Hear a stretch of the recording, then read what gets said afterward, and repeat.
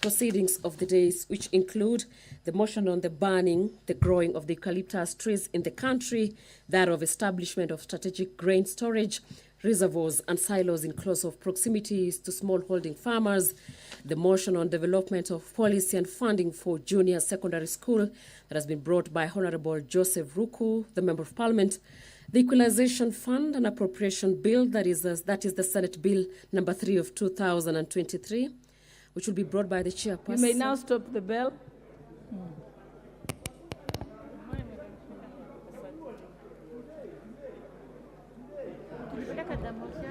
Order number 1, administration of oath.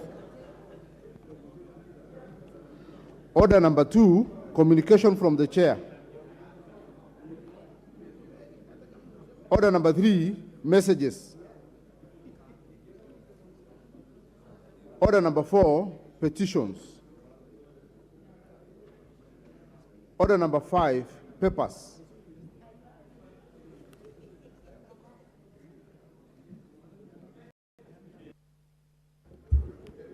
Majority Leader. Honorable Speaker, I beg to lay the following papers on the table of the House today, Wednesday, 21st June 2023, morning sitting. Annual report and financial statements of Kenya Civil Aviation Authority for the year ended 30th June 2021. Annual report of the National Intelligence Service for the year ended 31st December 2022. Reports of the Auditor General and financial statements in respect of the following constituencies for the year ended 30th June 2022 and the certificates therein. Tinderet, Central Imenti, Moiben, Ainabkoi, Runyenjes, Tharaka, Marakwet East, Marakwet West, Cherangani, Emngwen, Nandi Hills, Manyata, Keses, Igembe Central, Mosop, Chesumei, Tigania East, Chuka Igambangombe, North Imenti, and Keio South. Thank you, Honorable Speaker.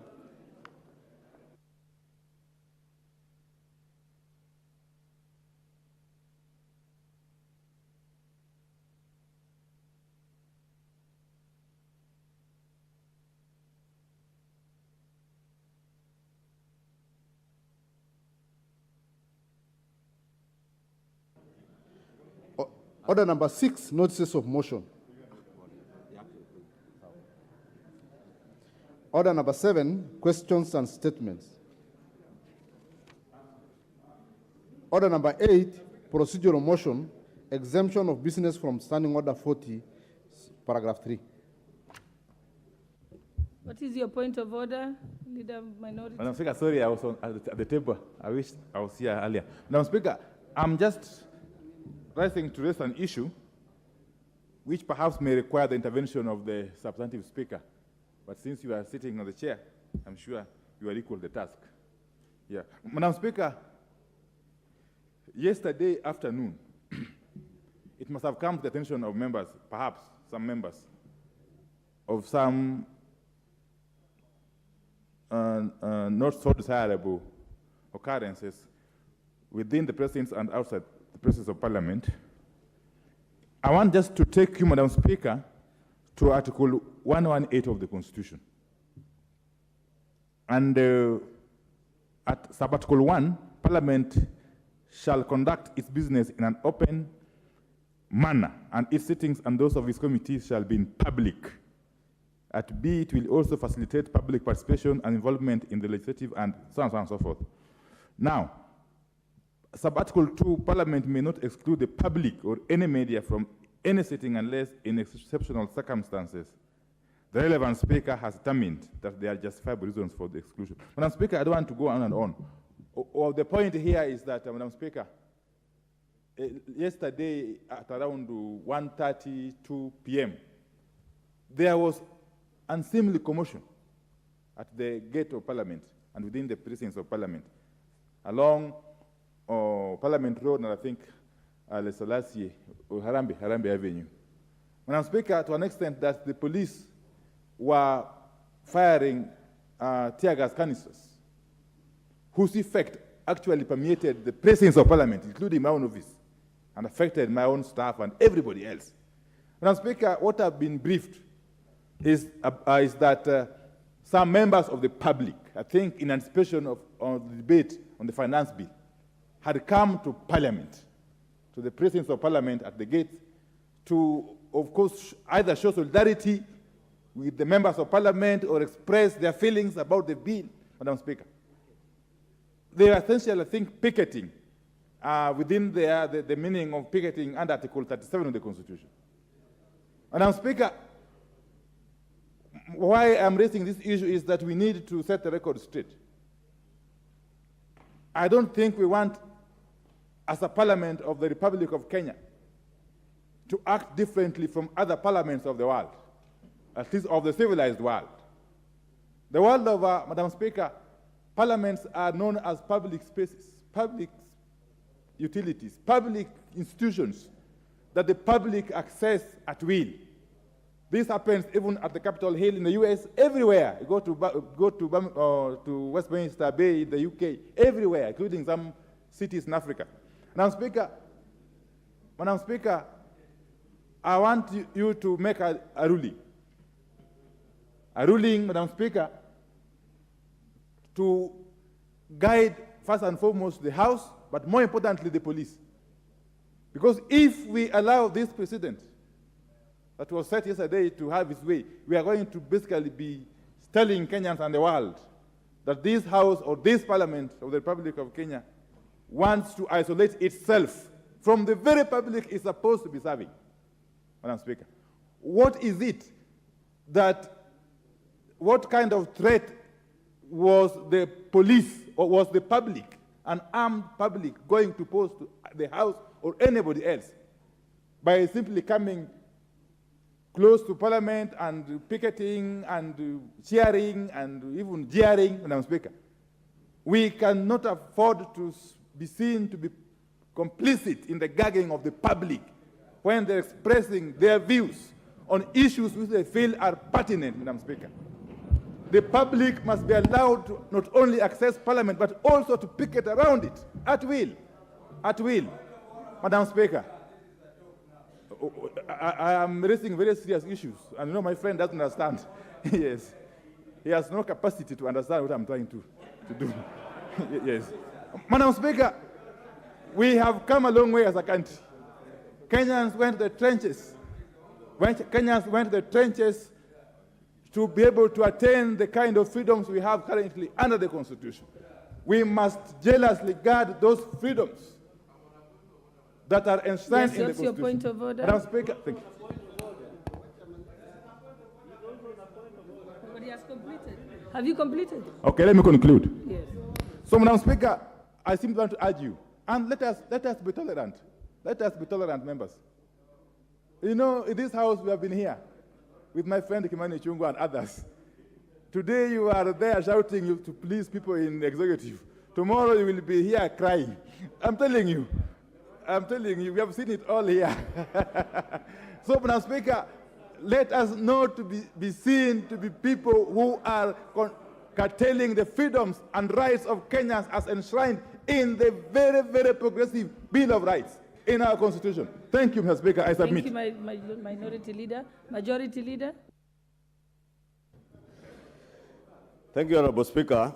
And let me just begin first by agreeing with the leader of minority that one, it's good for us to conduct ourselves with some decorum, allow each other to be heard. And as he rightly says, today you may be here celebrating. Next time you'll be on the other side crying, like Opio and I is crying today.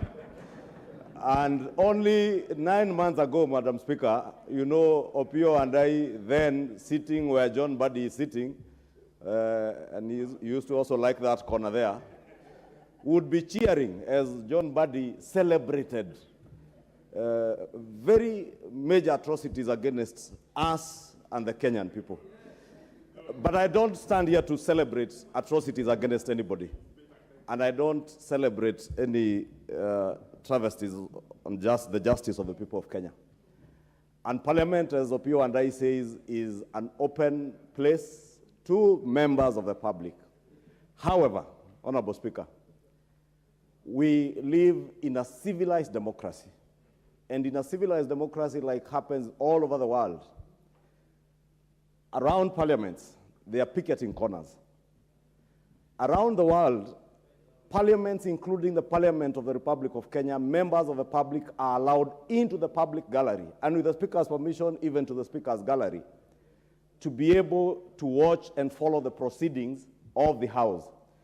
And in this endeavor to have an open parliament for the welfare of society and a just government of the people, that is why even our debates are televised live by the Parliamentary Broadcast Unit to ensure that Kenyans from wherever they are, even from the comfort of their homes, they can be able to follow debates.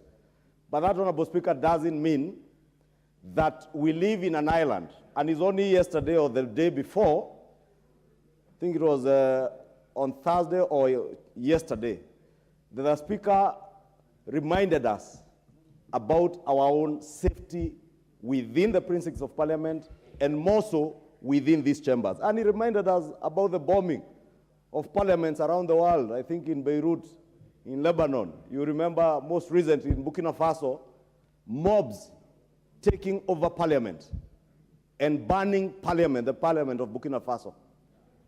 And I say we don't live in an island, Honorable Speaker, because we have seen what those who associate with Opiyo and I, my minority leader, believe to be peaceful protests and peaceful demonstrations. And therefore, if the police in their wisdom feel it is not secure to allow people who purport to be picketers or demonstrators or peaceful demonstrators around and within the precincts of Parliament to protect the Honorable Opiyo and I, or to protect the Honorable Mwenje or the Honorable Owen Bayer, it is within the right of the police to exclude anybody who they feel is a threat to our national security and the security of members of Parliament, including the Honorable Opiyo and I, our leader of minority, who must at all times be protected because of the many things he needs to be protected against. And that is why the government of Kenya, through the Inspector General of Police, has even provided a number of bodyguards. I think a minimum of 14 bodyguards, the Honorable Opiyo and I, as leader of the minority. Yes, you may not know it, John Buddy. The leader of minority is entitled to 14 bodyguards, guarding even his residences, both in the village, in Nairobi, and elsewhere. Therefore, Honorable Speaker, if the police have opted to ensure the leader of minority and the leader of majority and each and every member of Parliament is protected by the police, even our staff working in this House, Honorable Speaker, deserve protection.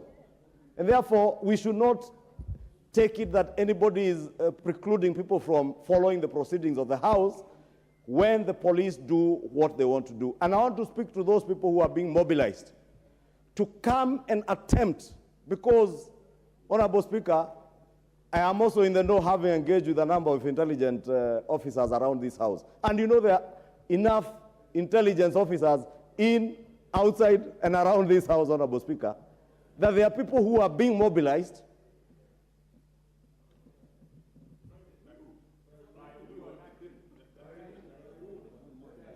I hear people asking by who. I don't know what is itching you. I say there are people who are being mobilized to attempt to intimidate members of Parliament not to come to and carry out their constitutional mandate yesterday afternoon, today, and tomorrow. And I want to ask the Inspector General of Police, even now, anybody who wants to picket around Parliament needs to notify the police where they want to picket, over what. If they can write to the Speaker, I am sure around KICC on the opposite side, I think there is already some space that is now already designated as a picketing corner. And your right to picket and demonstrate ends where mine to carry out my constitutional work as a member of Parliament begins. Nobody should attempt to stop any member of Parliament from coming to do their work as members of Parliament. However you feel about the finance bill or any other business. And you may as well protest in our constituencies. You may protest anywhere else, but do so peaceably or in a peaceful manner and in line with all the provisions of Public Order Act, Honorable Speaker. Therefore, I don't want to take that there was any sinister move in excluding people who the police and the Inspector General of Police felt were a threat to the security of members of Parliament. Because above anything else, Honorable Speaker, our own safety here, as the Speaker said, the substantive Speaker said yesterday, is paramount. And that's why the Speaker even yesterday was pleading with us, even as we walk in. As I walked in here, I stood there and allowed the Sergeant at Arms to carry out a body search on me. I was hoping the Speaker yesterday would name the member who was threatening to strip, because a Sergeant at Arms has asked her to be searched. Because members, as the Speaker said yesterday, we must be careful. If we lose any one of us here because of a bombing, or somebody walked in here with a gun. I remember in the last Parliament, there was an incident where a member was seated behind me here and was said to have carried a gun. So the things that we are talking about, Honorable Speaker, are not things in the air. Honorable Speaker. Honorable Speaker, you need to protect the Honorable Babu Owino. Babu Owino has never carried a gun into the chamber. Babu Owino has only carried guns elsewhere. Therefore, you need to make sure that Babu Owino does not walk in here with a gun. Or indeed Kimani Ichung'wah doesn't walk in here with a gun. Or anything else, even a grenade, Honorable Speaker. Therefore, Honorable Speaker, I would beg that we do allow our security agencies to secure us, but to tell Kenyans and the world that the Parliament and the National Assembly of Kenya is an open place for people, and Kenyans are free to picket. Kenyans are free to air their views. If anything, I said yesterday, this finance bill is the only finance bill, actually the only bill that we have transacted in the last close to 15 years that has had the most robust public participation. As I came this morning, I was listening to a local FM still called Kamehameha FM. And on that Kamehameha FM, Honorable Speaker, I had some former MCA who was a cleaner in my county. Yeah, he used to be a sweeper and was elected, fortunately, as an MCA, pretending to be a finance expert and saying all manner of fake things on Kamehameha FM. But since we know the Kamehameha FM, the owners are part of the propaganda machinery against the finance bill, we allow them. And I also want to assure the people of Kenya, even as they picket, even as they express their views, as I said during the second reading, a lot of the misinformation, lies, and propaganda, including that on Kamehameha FM, what you are being told is not true. Nobody will die because this finance bill has passed. Nobody will get hurt because this finance bill has been passed by this House. And I want to ask the Honorable Robert Bui also, this afternoon, be ready to vote for those progressive clauses in that bill that you think will be beneficial to the people of Kathiani. Those that you think are not beneficial, I want to ask you to bring amendments and not to play to the gallery. Honorable Speaker, let me end it there because we have very important business ahead of us. And I don't think this was a matter for debate. I just want to respond to my good friend, the Honorable Pio Andai, to assure him that he is secure, he is safe. But as much as you are safe, please do not organize anybody to preclude me from coming to the House, or any member of Kenya Kwanza to be intimidated, or any member of Azimio to be intimidated by those who support this bill from coming to oppose this bill on the floor. Babu Owino should have the freedom to come and oppose this bill on the floor. And I know those who are not in the House, like my friend, the former leader of minority, the Honorable John Buddy, gets very excited because he needs to be seen that he is opposing this bill. Those who never voted for second reading in Azimio need to be seen and to be heard that they are opposing this bill. Because if they are not seen and heard, you have seen the kind of letters they are getting from ODM. And ODM also, as a political party, Honorable Speaker, must stop intimidating its members. They must stop. Members have the freedom of conscience to vote as they want. No, I do not want to name you Lydian Gogo. Member for ODM must protect its members. Lugari. Stop intimidating members of parliament. Order, members. They must be. Order, members. Order, members. Order, members. I'll give a response to member for Lugari, Nabwera, Nabi. I've given you the mic, member for. Order, members. Thank you. Order, members. Kaa chini wewe. Give the opportunity. Thank you, Madam Speaker. Member for Lugari, your hand was up. Thank you, Madam Speaker. Madam Speaker, I want to raise two critical things. Number one, Madam Speaker, we have a duty to protect the Constitution and the integrity of this House. The most important thing that Honorable and I raised is, Madam Speaker, the issue of throwing tear gas into the presence of Parliament when there was no threat at all. That is the issue. Secondly, Madam Speaker, I was out there when police were blocking people. Those people were not armed. In fact, I walked because they had blocked the road. I left my car and walked peacefully up to this place. Madam Speaker, it is not fair. It is not fair for the majority leader to insinuate that Kenyans who are peaceful are always rowdy.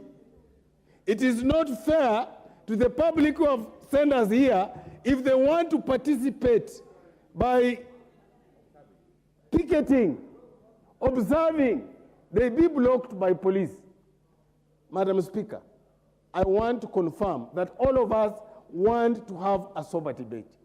But it's also unfair for the majority leader, in responding to Wandai, to turn it into an ODM Kenya Kwanza issue. That is very, very unfair. We can't allow it.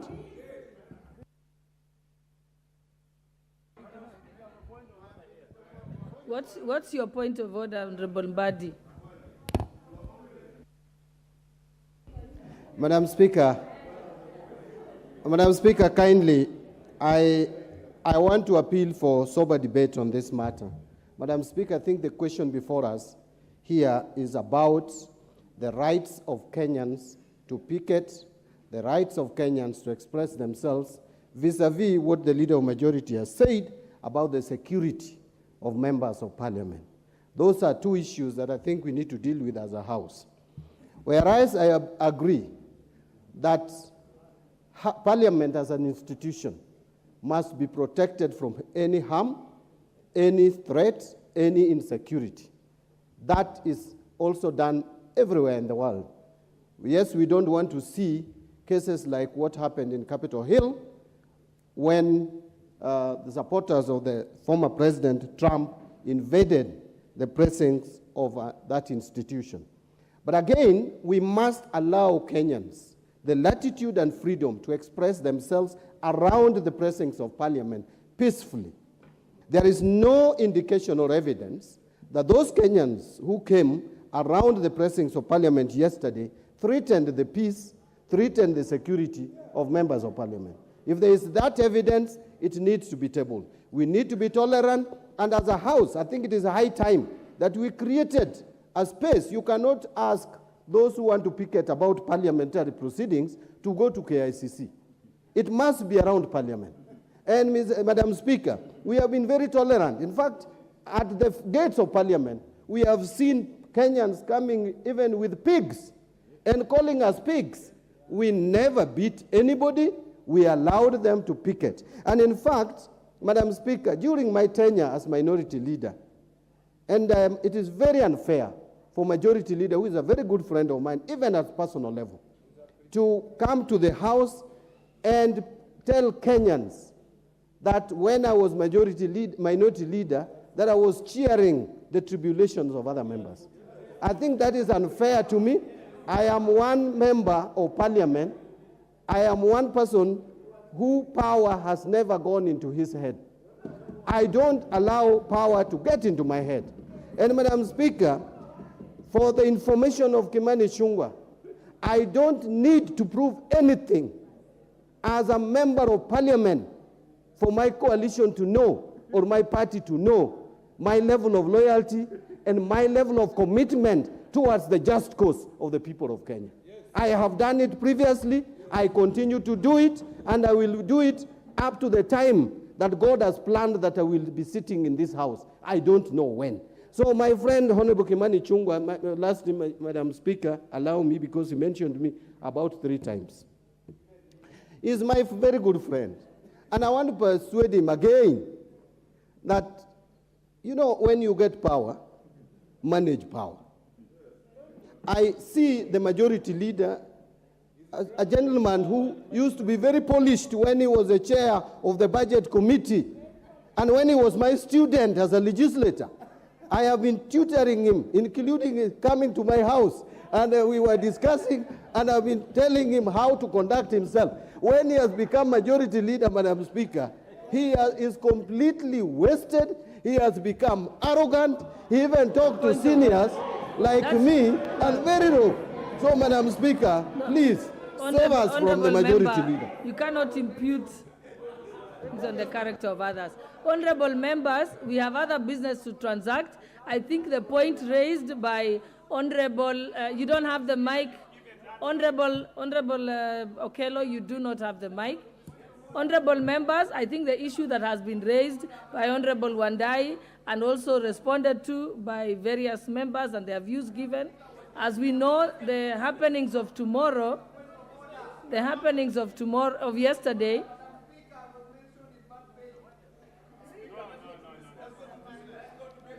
Honorable Babu Owino, you do not have the mic, you're out of order. You have risen without permission. No, Honorable Babu. No. For you to rise and shout from your chair is in fact disrespectful. Honorable members, like I said, we have already, this matter has been ventilated sufficiently. Everyone has given their views. Unfortunately, I'm unable to make any decision on it now because I do not have the facts. I probably will need to, I don't have the investigation of what transpired yesterday with me, so we'll defer that for communication later from the Speaker's chair. So I think now we will move back for efficiency of Parliament. We need to move back. Yes, I know that. Last time the matter is not properly before the House, and therefore there is no need to debate on it. We shall have opportunity to debate on it later. So right now, let us move back to order number 5. Papers, budget, chairperson, budget committee. Thank you very much, Honorable Madam Speaker. Honorable Speaker, I beg to lay the following papers on the table of the House today, Wednesday, 21st June 2023. Report of the Budget and Appropriations Committee on its consideration of the Bureau bills. 1, the Equalization Fund Appropriations Bill, that is the Senate Bill number 3 of 2023, and number 2, the County Allocation of Revenue Bill, that is Senate Bill number 16 of 2023. Thank you very much, Honorable Speaker. Next order. Order number 8, procedural motion, exemption of business from Standing Order 43. Majority Leader.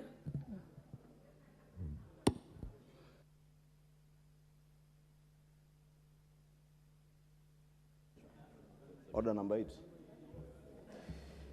Honorable Speaker, I beg to move that this House resolves to exempt business appearing as orders number 9, 10, and 11 in today's order paper from the provisions of Standing Order 43, being a Wednesday morning, a day allocated for business not sponsored by the majority or minority party, or business sponsored by a committee. Honorable Speaker, as I've said, this motion is just a procedural motion to allow debate on one, consideration of the supplementary estimates 2 for the financial year 2022-2023. We also have the county allocation of revenue bill, Senate Bill number 16 of 2023, and the equalization fund appropriation bill, Senate Bill number 3 of 2023. Honorable Speaker, these motions and bills are sponsored by the Budget and Appropriations Committee, and we need to avail time for their passage of these very important financial bills that have timelines, and that is why in the House Business Committee yesterday, Honorable Speaker, we did agree as the House Business Committee that would exempt business in line with the provision of Standing Order 43 to allow us to be able to transact business this morning, and therefore stand down the private members' motions until we finish with the orders at order number 9, 10, and 11. And Honorable Speaker, that does not mean should we be able to finish them in time, because I can see we have slightly less than 3 hours to transact those bills.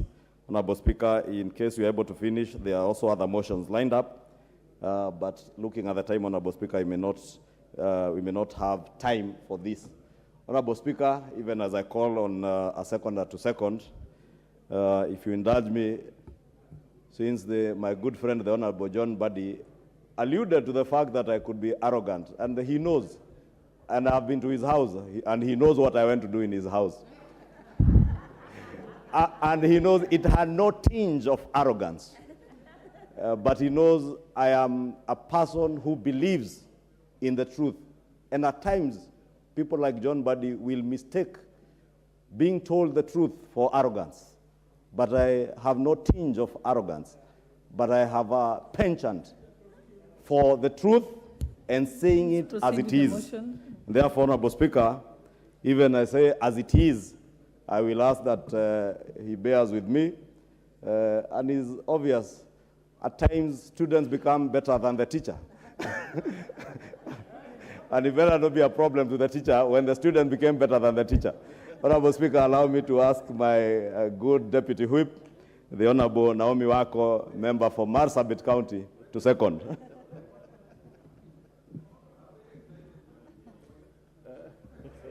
Madam Speaker, I second. Thank you. What's your point of order, Honorable Makali? Honorable Makali, why don't I propose the question first, and then you?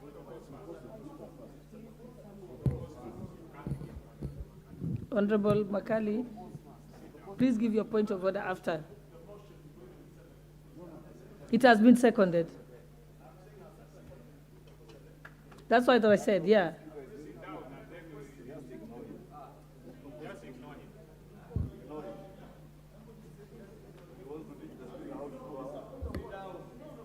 No, honorable member, I requested politely that if you could have a seat, I put the question.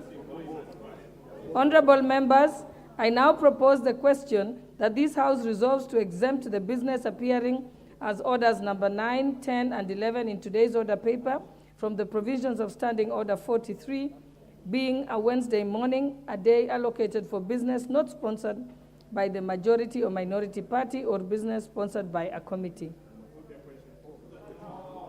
Honorable members,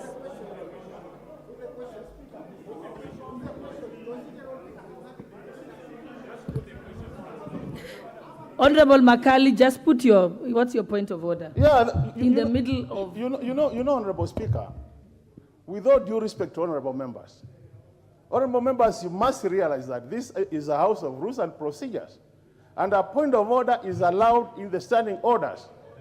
You cannot deny a member a chance to talk. What's your point of order? Go ahead with your point Honorable of order. Speaker, yesterday, Honorable Speaker, when the Speaker of this House, the National Assembly, was making a statement before we went for Committee of the Whole House, he did say that if we go by midnight and we'll have not completed the bill on finance bill, this morning we will be moving a procedural motion to continue the finance bill. The leader of majority of this House is now not moving this House to debate the finance bill. He's moving a procedural bill to bring other bills. when the Speaker of this House did direct that this morning the members will be debating finance bill if we don't complete by midnight. And we are very much aware, Honorable Speaker, that this has not been changed. We have not completed. How I wish that you as the sitting Speaker now, you would have guided the House, because that was the directive from the Speaker before we get to this other business, Honorable Speaker. That's my point of order. Thank you. Yeah, the Speaker did not make any such ruling. Yes. May we put the question? Is it the mood of the House to put the question? And in any case, honorable members, in any case, the minority leader, the majority leader sit in the House Business Committee, and you actually know what transpired there. Yes. So let's put the question. Honorable members, I now put the question that this House resolves to exempt the business appearing as order number 9, 10, 11 in today's order paper from the provisions of Standing Order 43, being a Wednesday morning, a day allocated for business not sponsored by the majority or minority party or business sponsored by a committee. Will as many as of that opinion say aye? Aye. Will as many as of the contrary opinion say nay? Nay. The ayes have it.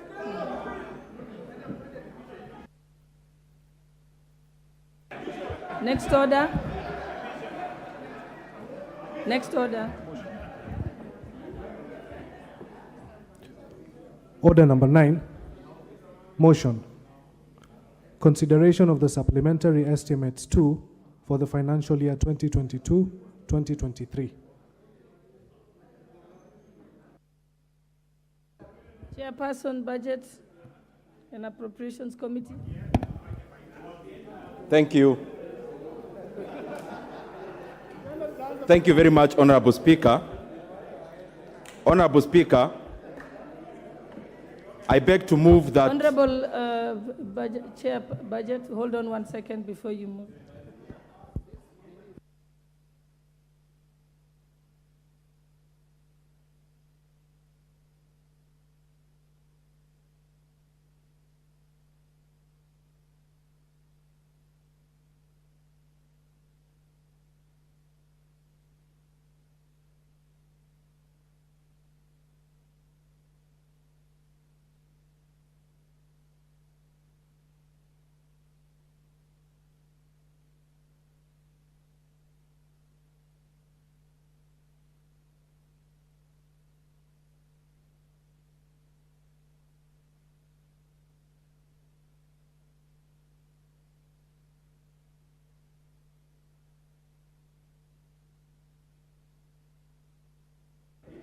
Honorable Budget Chair, you may now proceed. Thank you very much, Honorable Speaker. Honorable Speaker, I am moving this motion in an amended form, and especially in the schedules, where we are amending slightly an increase of Kenya shillings 189 million at about 1052, that is the Ministry of Foreign Affairs, and a reduction of Kenya shillings 189 million at about 1053, State Department for Foreign Affairs, which is basically a rearrangement, Honorable Speaker.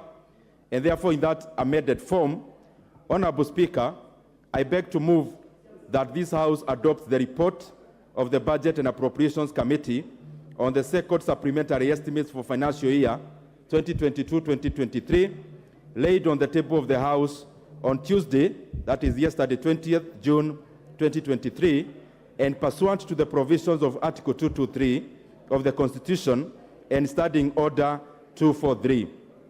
1, approves an increment of the total recurrent expenditure for financial year 2022-2023 by Kenya shillings 9,515,817,997 shillings in respect of the votes as contained in the schedules. 2, approves a decrease of a total capital expenditure for financial year 2022-2023 by Kenya shillings 34,977,926,251 in respect of the votes as contained in the schedule. 3, approves an overall decrease in the total budget for financial year 2022-2023 by Kenya shillings 25 billion 462 million 108,254 shillings in respect of the vote as contained in the schedule, and 4, resolves that the schedule forms the basis for the introduction of the supplementary appropriations number 2 bill of 2023. I can see there is a change in the chair from Madam Chair to from Madam Speaker to Mr. Speaker. Honorable Speaker,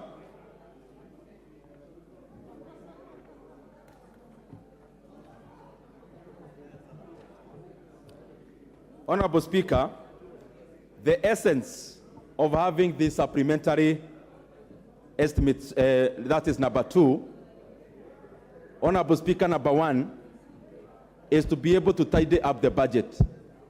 As we come to the close of financial year, that is on 30th of June, Honorable Speaker, it becomes even more vivid and more clearer on the amount of revenues that we are likely to collect as a country, and therefore it is important to align those revenues with the expenditure.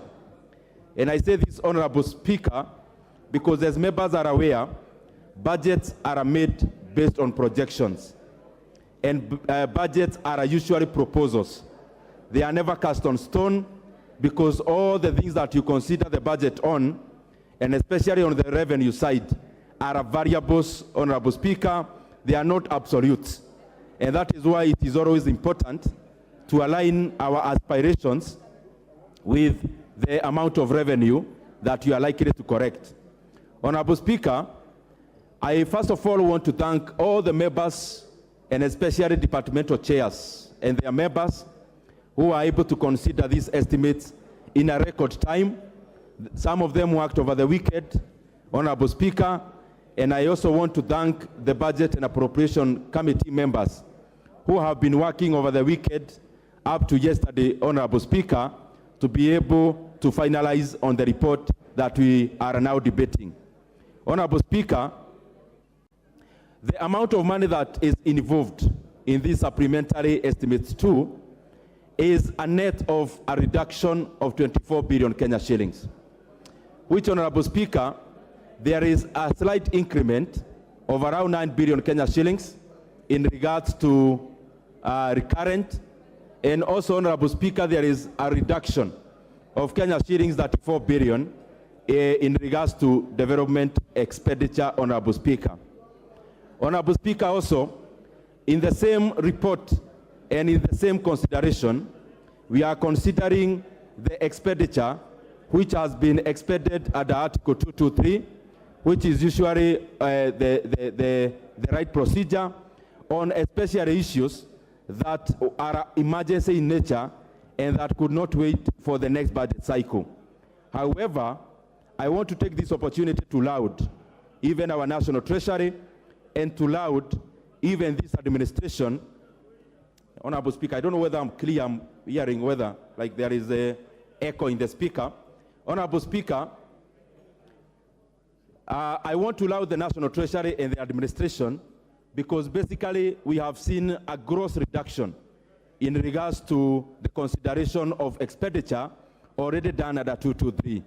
There is a bit more decorum now, Honorable Speaker, and we have seen in the consideration of the expenditure under 223, it is all justifiable, Honorable Speaker, because we have departed from where we were before, where Article 223 could be misused, Honorable Speaker, to fund expenditure that is not or cannot be deemed, Honorable Speaker, as fitting to be expended under that article.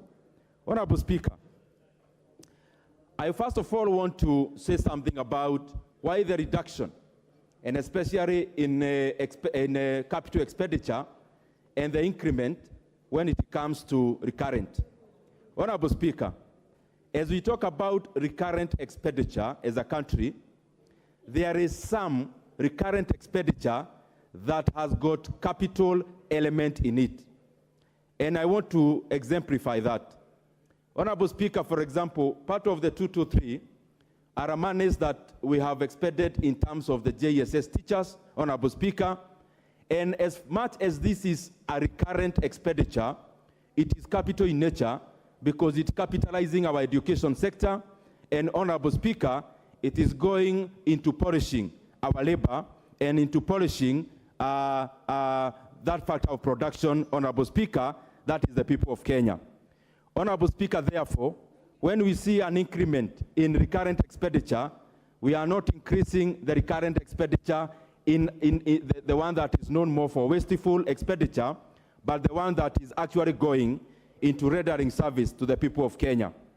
Honorable Speaker, the reduction when it comes to capital expenditure, I want also to bring forth to these members that we are not reducing any monies from any project per se. What we are just doing is to consider absorption, and especially in regards to development partners funded projects. And as majority of the members know, there is usually a huge challenge when it comes to absorption rate, and especially when it comes to foreign funded projects, and especially because of the processes that are involved in accessing the real money, Honorable Speaker, and therefore the reason for that reduction. Honorable Speaker, there are a few things I want to highlight that we noted in the Budget and Appropriations Committee. As we were considering these estimates, we first of all segregated, because we found it wise to segregate for us to be able to zoom in properly. In terms of the affected votes, we first of all zoomed in into what is, and especially an increment in expenditure, which has an element of A in it. That is appropriations in aid.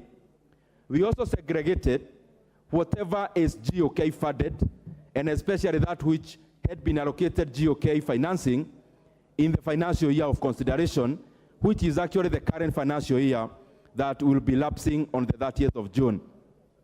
We were also able to segregate those projects that are externally funded, Honorable Speaker, for us to be able to make the right decision on each and every vote that was affected. And some of the findings that we saw, Honorable Speaker, will be guiding the policy of this House now and also in the future.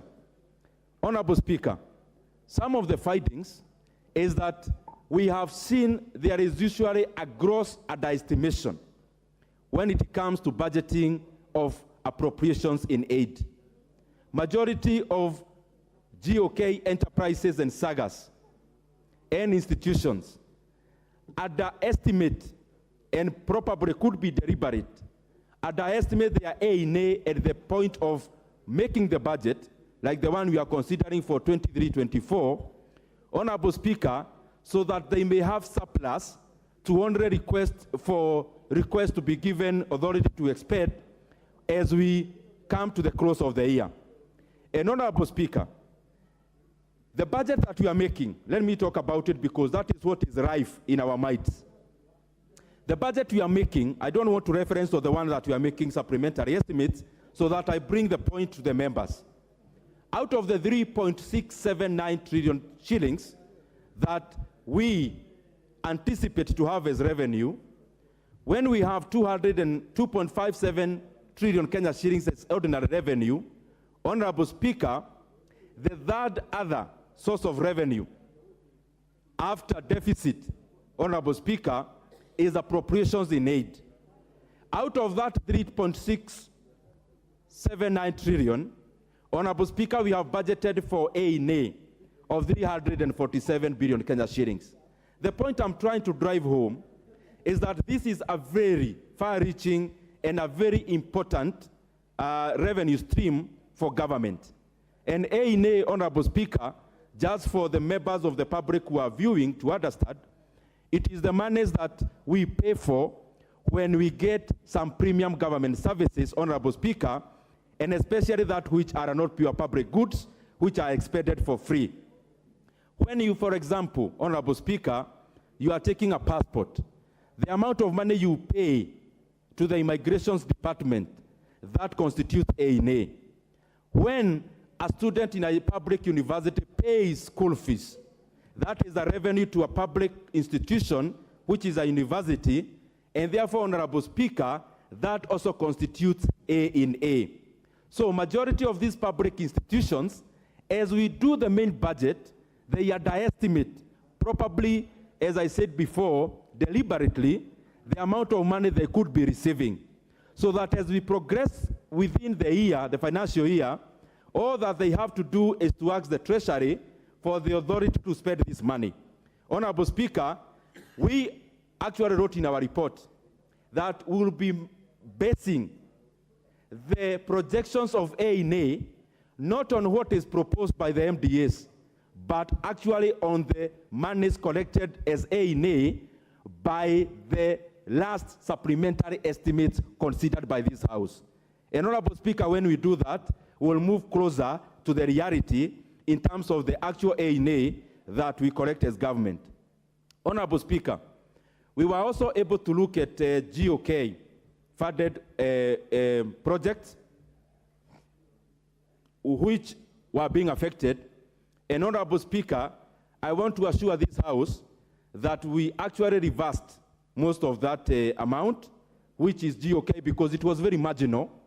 Out of the 34 billion shillings under consideration, GOK funded development expenditure that was intended to be cut was actually maybe just around 2 billion, which we were able to reverse. Some of it, Honorable Speaker, were some small water projects. Others are just the kind of community projects that members would have a lot of interest in. And Honorable Speaker, we reversed that most of those decisions because we now think Treasury is more liquid than they were when they actually tabled these supplementary estimates. Honorable Speaker, one thing that we have noted that we must be considering to do, as you look at these supplementary estimates, Honorable Speaker, the reason it actually comes, and the first step to getting a solution is to understand the reality. The reason we usually have supplementary too, not just this year, even in the previous years, is to be able to align the revenue side of government and the expenditure side. Fortunately or unfortunately, this alignment actually portends to cut in expenditure because most of the time we are optimistic in projecting our revenues. And that is why even the entire arithmetic of this supplementary is a cut of 24 billion Kenya shillings.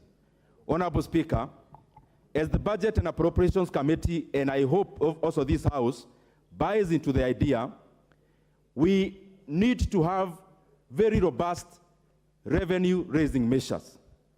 And Honorable Speaker, what we did as we move forward in the main budget of 23-24, to avoid this kind of cuts in the future, Honorable Speaker, what we've done is not to enhance tax collection from the same people that pay. What we have done is allocating monies that will be able to expand our economy. We net in people who are now not active participants of the economy to become participants of the growth of the economy and therefore consequently become taxpayers. And what we did is this, and I said that as we moved the report, which is for the main budget. But it is important that I repeat because any other supplementary will be affecting 23-24. Honorable Speaker, we looked at the primary production of our economy, and we segregated our economy into three as the Budget and Appropriations Committee. GDP, we looked at it as number one, primary production, which is basically agriculture, mining, fisheries, forestry, and everything else that is primary in nature. Honorable Speaker, there is a paradox. This primary production constitutes 18.2% of our GDP. And I'll say the paradox as I proceed. Then we were able to zoom in at the industry, which is the secondary production, which currently constitutes around 16.8% of our GDP. Honorable Speaker, we also zoomed in into the tertiary production, which is basically service. It actually constitutes 65% of our GDP. The paradox is this. Honorable Speaker, service industry constituting 65% of our GDP does not employ as many people as the primary production, which constitutes only 18.2%. Honorable Speaker, we see that the primary production, which majority of Kenyans are engaged in, especially farmers, constitutes very little because productivity in the primary production is very low. A salary or income or revenue for one person employed in the service industry, that revenue would take like 20 farmers to net the same revenue. And Honorable Speaker, that is why we have done policy decisions and allocation decisions to spur especially the primary production and the secondary production, because they are the biggest employers and they have capacity to net in as many Kenyans as possible. That is why we took money to fertilizer in the upcoming budget, so that we do not have this kind of shortfalls again, and to net in and to enhance productivity of farmers. That is why, as a government, we are lifting the moratorium as far as mining is concerned, so that mining now starts to become a serious revenue stream for our country. And that is why, Honorable Speaker, we allocated monies even for ground truthing, so that, Honorable Speaker, we can open up our mining sector to become as significant as it should be. Honorable Speaker, we are also lifting the moratorium when it comes to forestry, because forestry is a huge wealth for this country. But as you know, Honorable Speaker, in regards to the economy and GDP, wealth does not count as much as revenue. So we have to find ways of transferring or transforming our wealth to become revenue, because as we do the budget, Honorable Speaker, the revenue side has no slot for wealth. It only has slots for revenue, and that is why it is important to transform our forestry resources to become revenue streams for government. When you come to secondary production, we did that in terms of aggregation centers and in terms of industrial parks, Honorable Speaker, so that this service industry can have something to service, Honorable Speaker. Honorable Speaker, there is something else that we are trying to bridge the gap on, which is the deficit. Honorable Speaker, if the other alternative of not having a supplementary budget to cut on the expenditure is then to expand on the deficit. And I don't think that is a very wise decision to do, and especially in the current circumstances of our economy. But going forward, Honorable Speaker, the same tax revenue measures that I enumerated will go a long way into bridging the gap when it comes to deficit. The deficit that we are budgeting on, Honorable Speaker, the next financial year is around 718 billion. But Honorable Speaker, in the year of consideration of these supplementary estimates, we are talking about a deficit which was on the books of 860 billion and another 200 billion that had been spent at a 223. And therefore, Honorable Speaker, we are talking about a deficit of financial year 22-23 of 1.1 trillion Kenya shillings. And therefore, Honorable Speaker, when I see, for example, news, Honorable Speaker, about monies have been monies that have been borrowed, and especially by the current treasury, Honorable Speaker, I want to give in some more facts, so that even as we report on the basis of actuals. Chairman, you're doing very well, but your time is almost up, so just to. Honorable Speaker, this country was to borrow 1.1 trillion Kenya shillings in this current financial year. And therefore, when you hear that the Treasury has borrowed, for example, the borrowing that happened last week, these are not monies that are being borrowed by this regime. These are monies that are being borrowed because they were part of the budget that we are implementing. And therefore, we are just fulfilling the revenue side of the budget that we actually got in place when we assumed the positions that we currently occupy. Honorable Speaker, generally speaking, we are just mopping up areas that cannot be able to absorb monies by 30th of June and directing those small monies, which are marginal, to areas that could be able to absorb. Honorable Speaker, I want to thank every member of this House We always gain from your interactions as the budget. We always gain from your interactions, and even in this kind of debate, we actually come to listen and learn. Having said that, Honorable Speaker, I want to request the chairman of all transformers in Kenya, of the energy sector, the petroleum sector, Honorable Engineer Vincent Musyoka Kawaya, to second this motion. The Honorable Kawaya.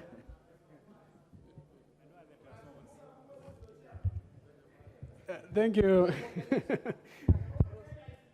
Thank you, Chair Budget. Those were quite some credentials, and I appreciate. Mr. Speaker, I raise to support this supplementary too. And I want to second. And I want to start by thanking the Budget Committee. I think it has done a great job, especially to accommodate most of us as the chairs who had their budgets for the respective ministries affected by supplementary too, and spending your time to late hours. Mr. Speaker, I think most of the times we are really very realistic with our budget projections. And that's why by the end of every financial year, we have to come back on the table and see how to rationalize our budgets. In most of the occasions, you'll find that the projections are overestimated, while on the other end, the A&As that we are projecting from our sagas are actually underestimated. And this is an issue we need to confront, Mr. Speaker. And I just want to set an example. When we looked at the current estimates, barely weeks down the line, when we looked at the printed estimates that were presented to Treasury and the financial statements of our MDAs, you will find that only 2 weeks down the line, they've already changed their estimates for A&A. Meaning that in most of the occasions, there is an intention to understate the A&A that is projected to be collected. And that's why you see in most of the supplementary two budgets, there is a spending spree by most of the MDAs. And in some of the items that are also very interesting, you'll see most of them wanting to spend these A&As in buying furniture, in buying vehicles, going for workshops, because this money was actually put there specifically, just wait for the late hours of the end of the financial year to be able to spend that money. Mr. Speaker, again, also we've also been facing a huge challenge, especially in the sector of the energy, where absorption becomes a challenge, not necessarily on the exchequer part, but the processes that lead to absorption of also the foreign funding, which, for instance, accounts in the energy sector for almost 80% of our budgets. Then the rigorous procedures and processes delay absorption of our resources. Mr. Speaker, even as we discuss this supplementary budget too, then we can never discuss this in isolation. We also need to have a discussion as a country, which is an honest discussion around budget financing, because for every budget that we have in this house, there has to be a source of resources. And it is very, very interesting when you see our conversations, especially when we are discussing the finance bill. You rarely find any honorable member who is not interested in a discussion that takes projects to their respective constituencies, transformers to their respective constituencies. But when it comes to the discussion on how to raise those resources, then we all want sometimes to play to the gallery without undue regard and to how we are really supposed to raise these resources to finance these budgets. It is only fair for us as a country or as leaders to tell the country that there is a reason for the actions that we are taking. We have, I think, failed in telling Kenyans the why and dwelled on the what, especially on the revenue-raising measures, especially the finance bill. We must tell Kenyans that Kenya Kwanza inherited a shell in the name of an economy because our predecessors decided to loot this country, decided to carry money in sacks. They decided to literally borrow everything they could so that we are left with a huge, huge burden that somehow we can't run away from. And you know, facts are very stubborn, Mr. Speaker. Our revenues that we've been collecting are barely 2.1 trillion as our collections. And when you look at our collections at 2.1 trillion, you look at our debt repayment at 1.4 trillion. It tells you that if you collect 2.1 trillion and pay your debt at 1.1 trillion, you only have 700 billion, out of which our recurrent expenditure is 600 billion, or at least has been 600 billion. That leaves us with 100 billion. With 100 billion, the county governments are waiting for 376 billion from that 100 billion. It therefore means that even if you give them the 100 billion, you have to borrow some 270-something billion to give the counties.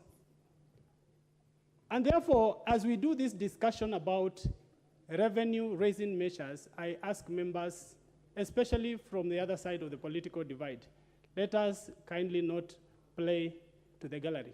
The easier way not to raise or to expand our tax base in the country would have been summoning and looking for the one Uhuru Kenyatta and his brother, who put us in this mess, and they would probably tell us where these monies went to. And we can plug that deficit without targeting Kenyans to raise, because we have a responsibility as a country. There is no gain without pain. And therefore, Mr. Speaker,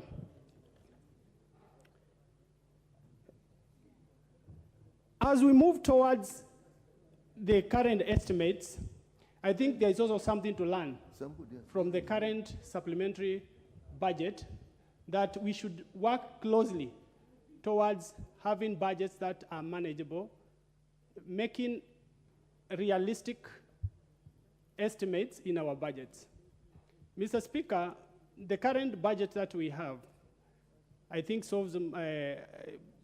is basically a more responsive budget, and without even leaving important items out.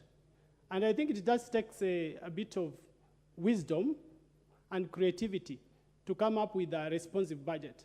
And I want to support that statement.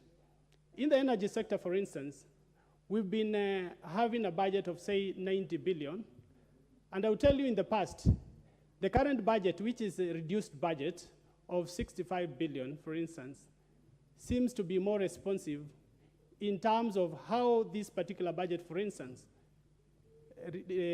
gets us as Kenyans a better solution in terms of lower cost of power than the previous budgets we had in the past. Where, Mr. Speaker, we have an attempt in this particular budget. I am. You need to answer. The Honorable Kawai will be heard. The Honorable Kawai will be heard. Protect me, Mr. Speaker. I know where the problem is, the looting part, but please bear with me. The problems that we are facing as a country originated from some two brothers. Mr. Speaker, something also to note around this supplementary budget. The Article 223. You know, in the past, this article has been purely misused by most of our government departments. And for issues that most of our maybe MDAs or ministries feel that probably will not easily pass through this parliament as an oversight authority, then they will spend this money through Article 223 and wait for parliament to be able to pass that expenditure through a supplementary budget. And we had an expenditure of, which is right now flagged and the subject of an audit from one of our lines, the Loyangalani-Suswa line, which I want to commend this particular government because we've seen reduced appetite for expenditure through Article 223. You can't get much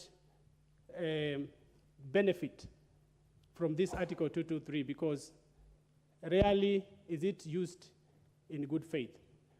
Mr. Speaker, as I conclude, we must resist from attempt by some treasury officials to make budget for this particular parliament.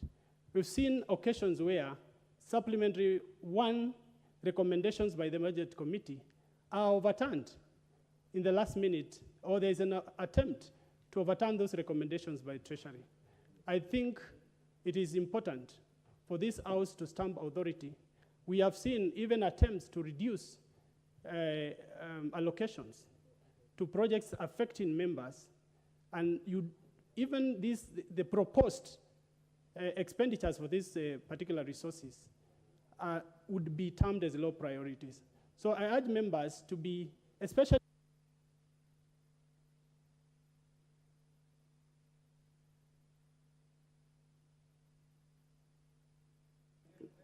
He already seconded when he started.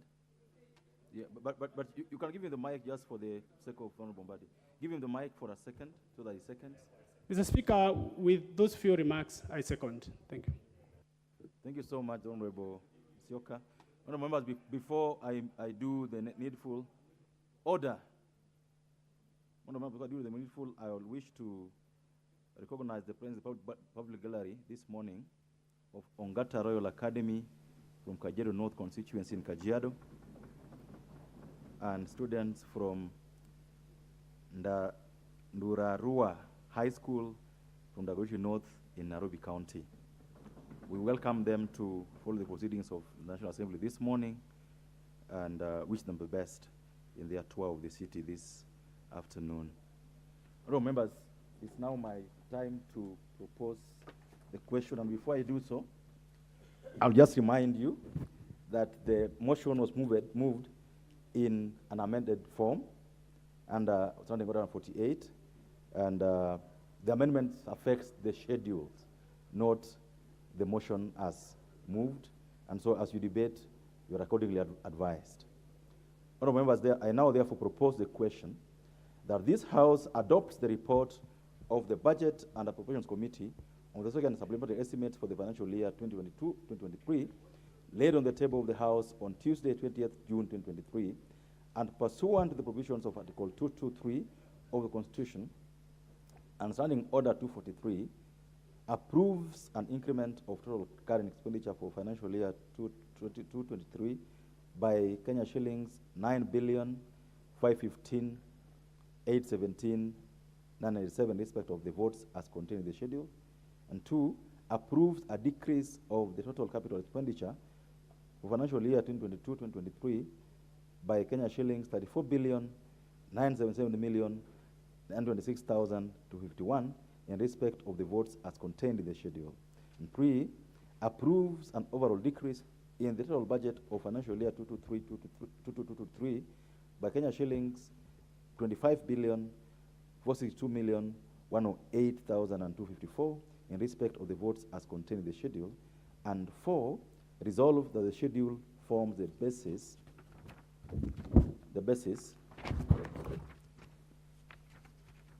of the introduction of the Supplemental Appropriations number 2, Bill number 2 of 2023.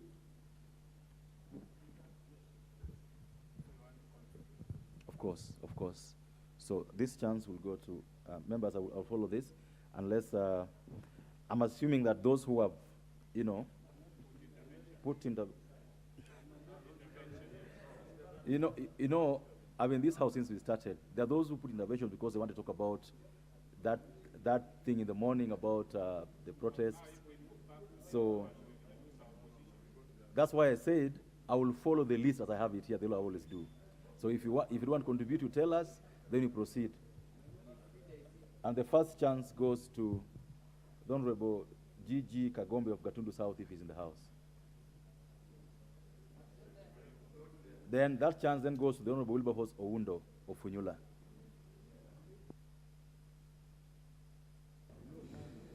Thank you, Honorable Speaker, for the opportunity to contribute supplementary estimates 2 for the financial year 2022-2023. And I must laud the Budget and Appropriation Committee Chair for having taken us to some basic or elementary lecture on economic and macroeconomics. Honorable Speaker, ideally, and I've always stated this and I'll not tire to state the same, supplementary budget is an epitome of laziness in economic planning. Pure and no other question. Article 2 to 3 was never in any way meant to cover inefficiencies of the planning department, inefficiencies of the executive. It was generally meant to cover those cases of emergencies and unforeseen circumstances, typical like what happened during the COVID-19 of 2020 and 2021. It baffles everybody, anybody who has attended any economic class, that the government cannot be able at any given time to precisely project the revenue they are likely to get, because the population doesn't change that much, people in the income generation doesn't change that much, cannot change that much. So it behooves that the executives, the technocrats, will be in a better position to clearly and with some element of precision determine the revenues that will come at hand. Honorable Speaker, when you look at the figures that are being reduced, especially on the capital expenditure side, again, it's a clear testimony that the way the system operates, it operates to frustrate the implementation of certain kind of projects. Honorable Speaker, if you listen to PSS, you listen to MDS, you listen to many people, many technocrats who implement projects, will always tell you there is this twin tendency. Number one, where the donor funding and there is counterpart funding, Treasury would deliberately delay the release those of counterpart funding, so they frustrate that project. So that by the time we come to the end of the financial year, we have money that we cannot spend, and Treasury has obviously now to use this unorthodox means to recall or recover that money. Honorable Speaker, secondly, again, it's also another way of corruption. Many MDS and many state departments do not have coherent procurement plan. And in any case, if they have a very clear procurement plan, they're unable to implement those plans because Treasury releases and disbursements are deliberately delayed so that only funds go to those projects that are earmarked for looting public funds. Honorable Speaker, and we have always argued, and I hope Mheshimiwa Ndindi Nyoro, being a new kid on the block, will really get out of this old mindset and really start talking to the guys in National Treasury to understand that members of Parliament are getting fed up with these piecemeal changes to the budget every financial year. Honorable Speaker, when you look at the schedule attached, and I've not had the benefit of reading the report in details, when you look at the schedules attached, we are unable to pick out is from which vote head precisely or from which state department has the reduction been made. And this again, any Kenyan getting a hold of this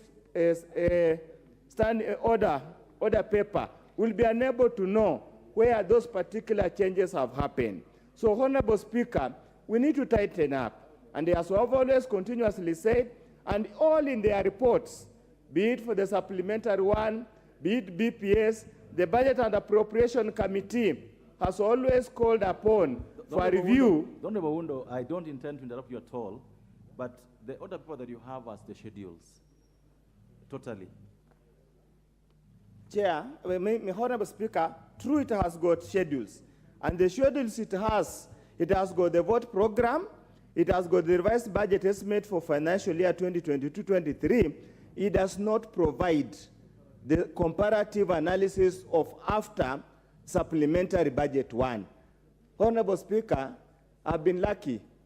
I went a bit to school, so I can read and understand, and I know how to compare. I've been lucky. God has been very kind on me. And forever, I'm always gratitude to that. And I went to Sarehe Boys Center and School, not other these second-rate places people go to. Yes, Honorable Speaker, here we are dealing with supplementary budget. We are dealing with supplementary budget coming almost 2 weeks towards the end.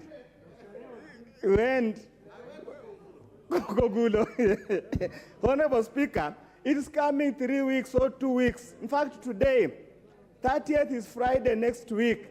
It's coming less than 1 week to the end of the program, the financial year. So the question is, does it mean this 34 billion or so has been just lying somewhere? Does it mean the 9.5 billion that was meant for a recurrent expenditure? What has happened? That explanation is not coming out very clearly. And for many of the members who are first-timers, might not even understand what kind of things we are talking about here. And that's why you'll see many of them probably will not be able to constructively engage in this debate. So, Honorable Speaker, members deserve a little more disclosure. That disclosure will help us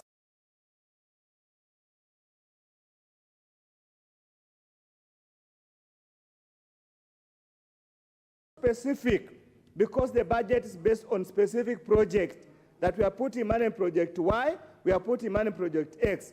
Honorable Speaker, we who sit in Public Accounts Committee are always confronted with huge pending bills that consequently attract penalties, court charges, damages, and those kind of things.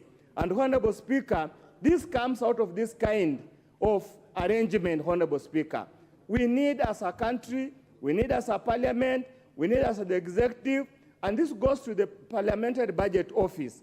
We must be bold enough and tell the Budget and Appropriation Committee the truth and nothing else the truth. Because them that are working at the behest of the executive, they are no longer working at the behest of the people of Kenya. And that's why you find we are getting entangled in so many issues, Honorable Speaker. Honorable Speaker, when an economy is in recession, you need to spend money.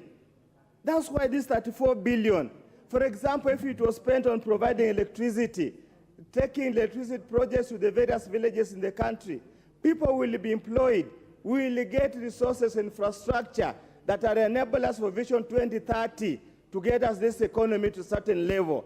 But now what we do have here, we are reducing expenditure, no plausible explanation has been given, and therefore you will find that somehow, another scandal will erupt from here. I can assure Honorable Speaker and the public that another scandal is coming out of this place.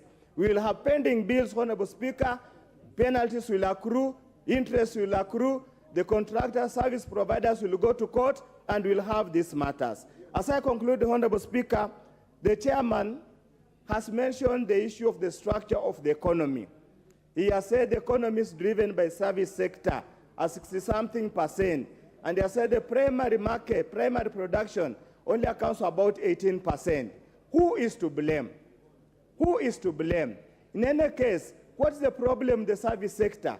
If it is of high productivity, why can't we invest and ensure that adequate enablers to expand it all so that we get to a certain point? Honorable Speaker, there are countries in this world that essentially depend on business processing services as well as tourism, and are doing far much better than this, our country, Kenya. Honorable Speaker, we have talked about value addition for donkey years, yet when you look at even the budget we have passed, the amount of funds that have been allocated to manufacturing is less than 2% of the 2-point-something trillion or 3-point-something trillion that is this budget. So all these stories, Honorable Speaker, that are playing to us is simple propaganda that has got no value to the people of Kenya. But for now, because I brought under Article 222.3, let's approve it, but knowing very well this is another scandal in the offing. Thank you, Honorable Speaker. We'll get in Public Accounts Committee in the next few years to come. And I'll come and tell you, I told you on this day, Hope Hansard will record correctly what I've said. Thank you, Honorable Speaker. The Honorable Mbadi.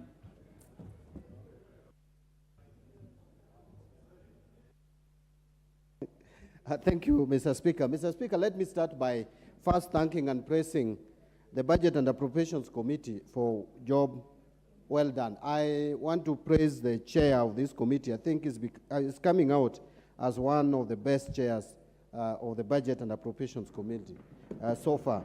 He's detailed in his approach and his moving of the motion is eloquent, and I want to support that. But, Mr. Speaker, having said that, I want to say the following, and I want to request the chair of the Budget and Appropriations Committee to listen to this, that an increase in supplementary budget too. But let me first start. Actually, this tradition of supplementary budget too started around 2016. It never used to be there. It is because of poor planning on the part of the government, as Honorable Undo has said.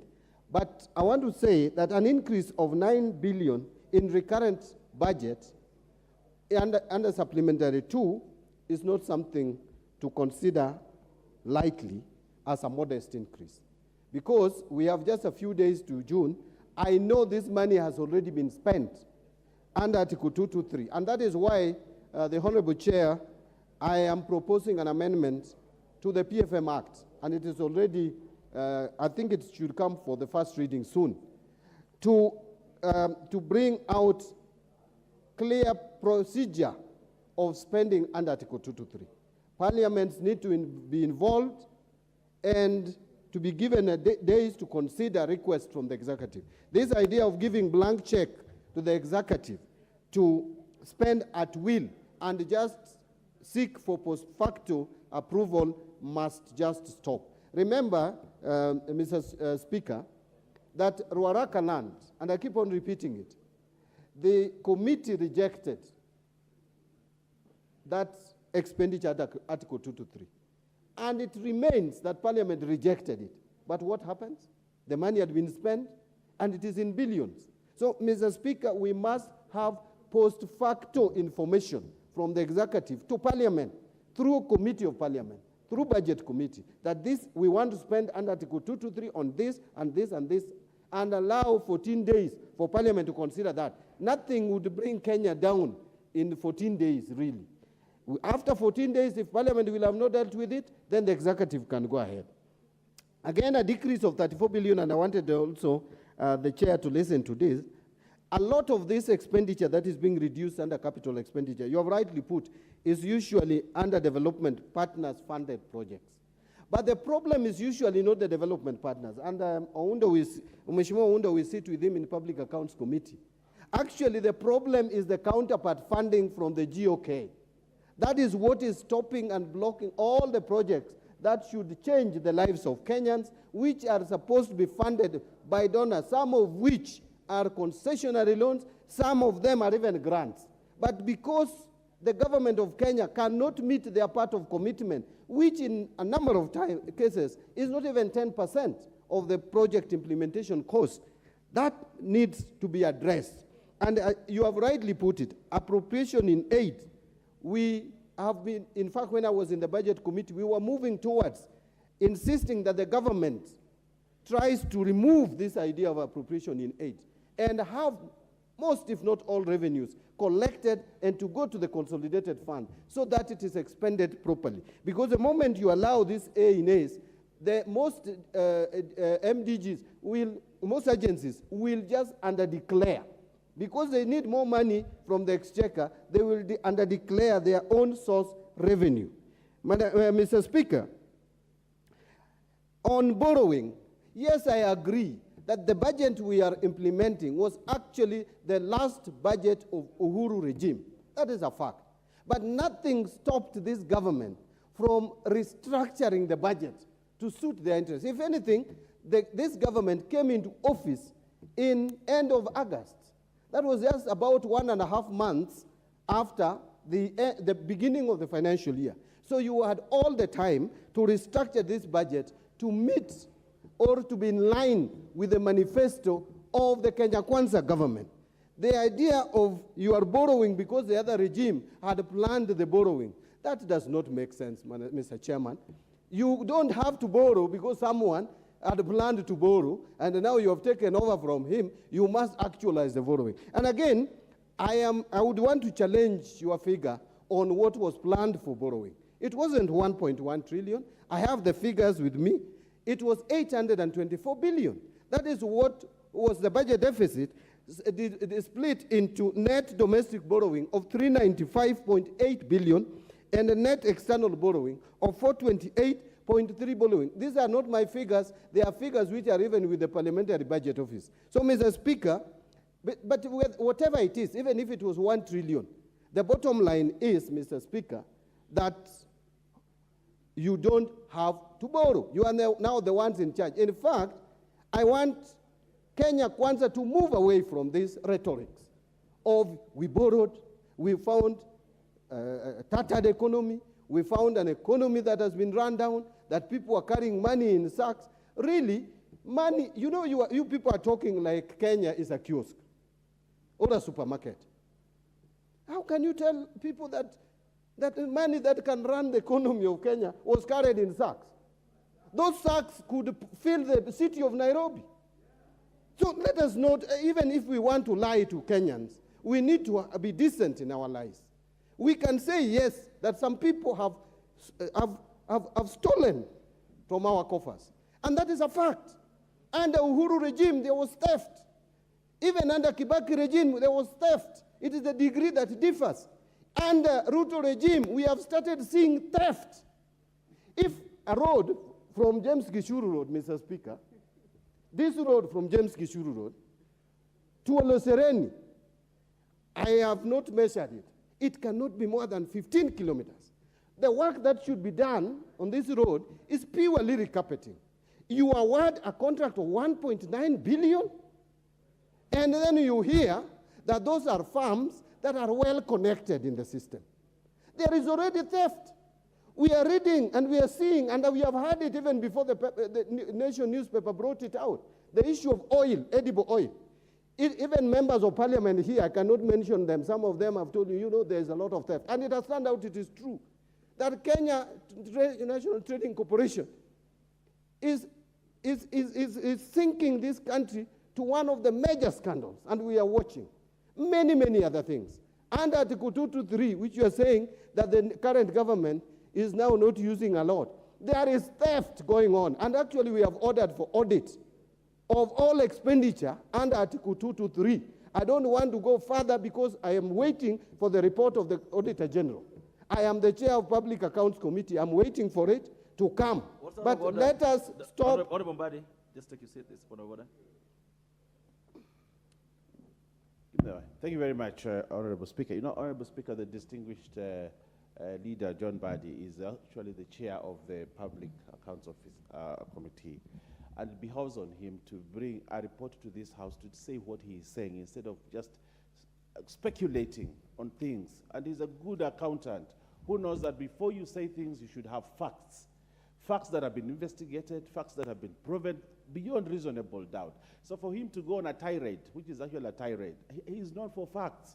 I don't know why he wants to sing solo and go on a tirade on things that he has no facts. Be who you are, Honorable Mbadi. You're a man that looks at facts. Stop these things of speculating and bad-mouthing the sensational information like the current newspapers that we have. Honorable Mbadi is advised so accordingly. I want you to take advice from your junior that you need to concentrate on this motion. If you have anything that you think money has been stolen, please come to this chamber. As chairman, distinguished chair of PAC, table reports, and show us, and as Kenya Kwanza, we will heed those reports and ensure that that theft that you're talking about does not take place. Thank you. Take my advice. Thank you. Thank you. You know, Honorable Bayer is a very good student of mine, and I know he has, whatever he says it in good faith, and I want to take it as such. But let me just conclude by saying that as Chair of Public Accounts Committee, yes, we are just concluding 2020-2021 financial year, and the report will be here before the end of July. And we are going to start on 21-22 and conclude by October latest, so that we will not have any financial year pending. But again, Mr. Speaker, we cannot stop talking about emerging issues, because the Public Accounts Committee is both a post-mortem audit committee. We are soon going to have, Mr. Speaker, if you allow me just 1 minute, we are soon, immediately we finish with these old accounts, we are soon going to have now special accounts, special audits being conducted, and continuous audit, which then would be. Thank you, Mr. Speaker, and I support. Thank you so much. I just need to advise us that, you know, we make very good combinations in our contributions. I wish we could follow this with the proper laws and all this, because like 223, all of us are agreed that we need to discipline it. Why don't we discipline it? Yeah, so I think that's important. Members, I just want to propose that because there's so much interest, if you could do 5-6 minutes so that we have more people, it will be very good, so that we have more people, you know, contributing. I just had given to this side. I'll give it to this side first before I go this side again. I'm going to have the Honorable Rindikiri Mugambi.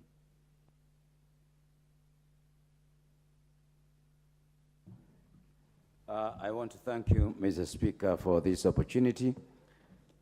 First, let me play from the point of ignorance, because we have been told we come from some schools which are not very well adorned with knowledge, but the fact is the ones who are teaching us on how to apply economics, let me say, the Honorable Mwai Kibaki, the President, he put a lot of emphasis on economic planning.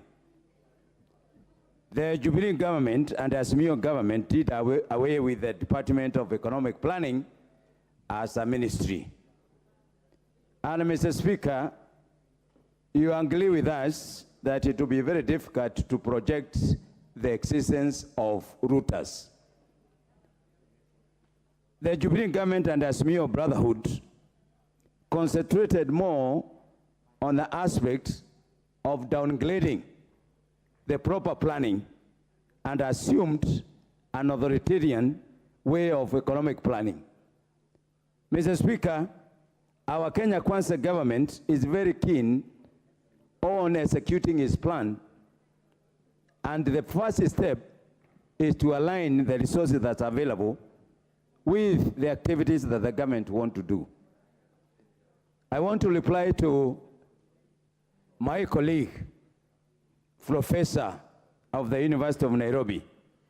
It is very difficult to project theft.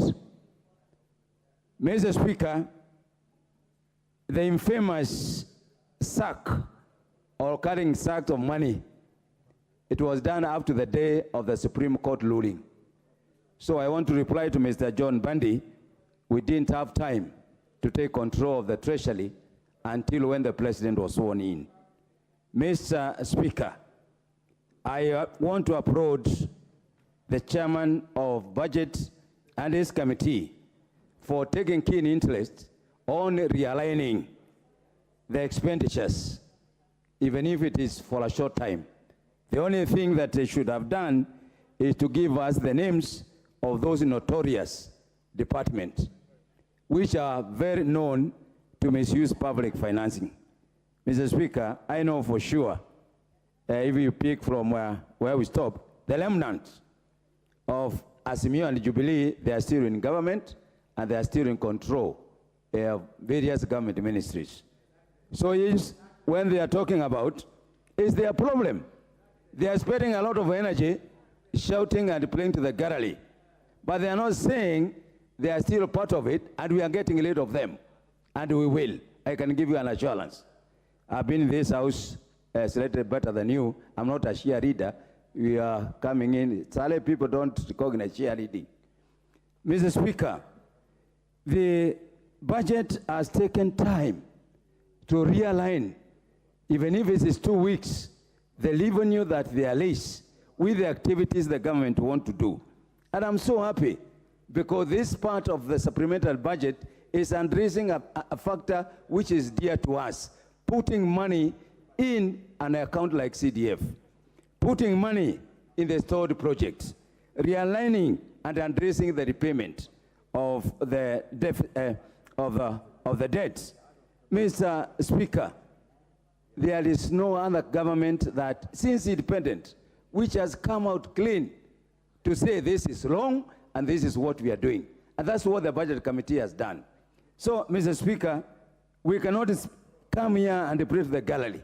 Very unfortunate, because my senior members we shared last parliament, they are the same government that they are the same leaders who are demonizing the Kenya Kwanza government. We were here, we know what a member for Funyula was saying, we were here, what minority leader was saying, it is on Assad. Now that we are on this other side, we know what we are doing. We don't need you to criticize us. Just critique, not criticize. We know what Kenya Kwanza government is doing. And therefore, Mr. Speaker, this is a good direction and directing finances where it is due with the plan. I thank you, Mr. Speaker. Thank you. Honorable Pukose.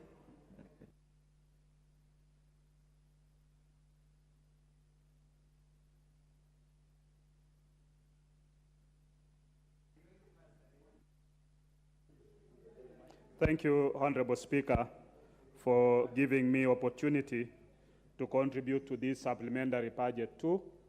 Mr. Speaker, on the onset, I want to thank the chair of the budget, and I want to join Honorable Mbati to say that we have a very efficient and capable chair of the budget, and his leadership actually contributes immensely to the budget process. As a chair of health, I want to thank the budget committee for always giving us opportunities to be able to present our budgets and making sure that whatever we've been able to request is implemented. Mr. Speaker, when you look at this supplementary budget too,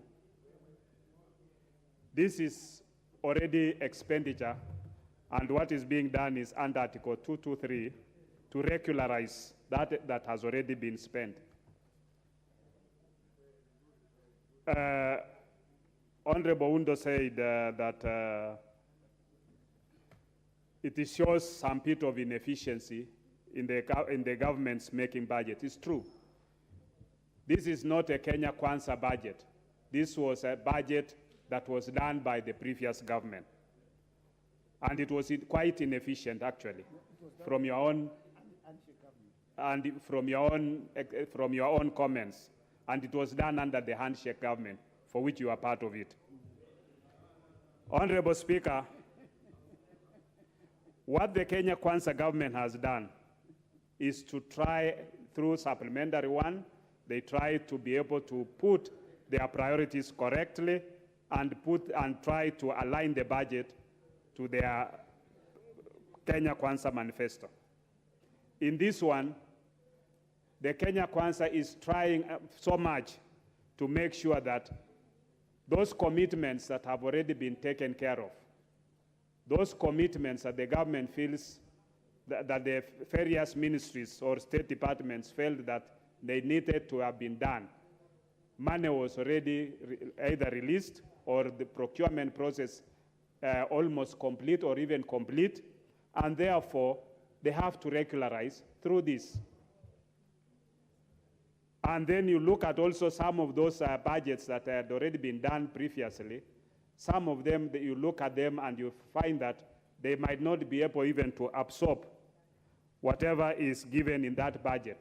So you can't, as an efficient government, you should be able to look at where do you need to decrease, where do you need to increase, where do you need to even not fund some of those programs? And I think this, to me, is the way to go. But I would also want that maybe moving forward, supplementary budget too should be able to be given adequate time, because the period of time for the supplementary budget too has been very short. If we could be able to look at the supplementary budget one again in maybe towards the second quarter of the financial year, then supplementary budget two towards the third or fourth quarter, then it gives time for corrections to be made in adequate time. With those few remarks, Honorable Speaker, I support. What is the point What of is out of order? order? Chepkonga. Honorable Chepkonga.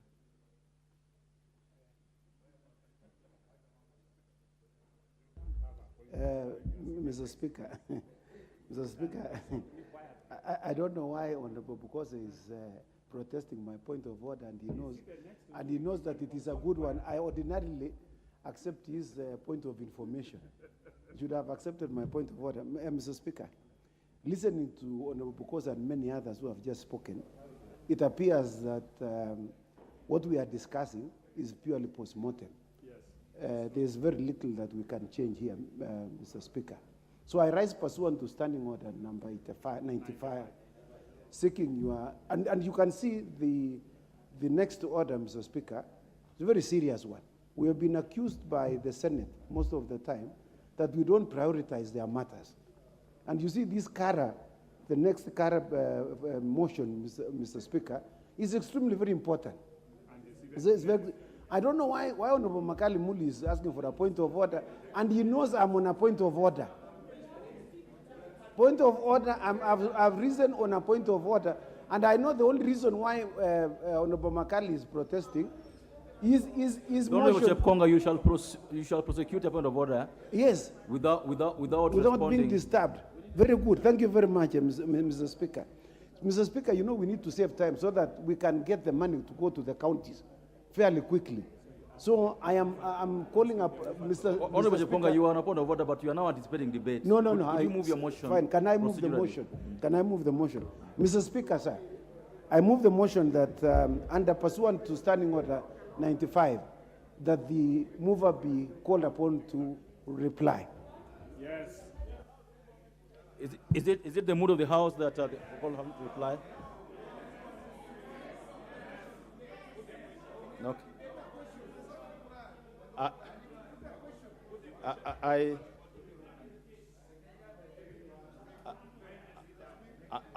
I want to propose. I want to propose, members, that the order coming next and the one after next is such that you can still contribute on what you want to say on this without missing your point. So I'll proceed to put the question that the mover be called upon to reply. Will as many as of that opinion say aye?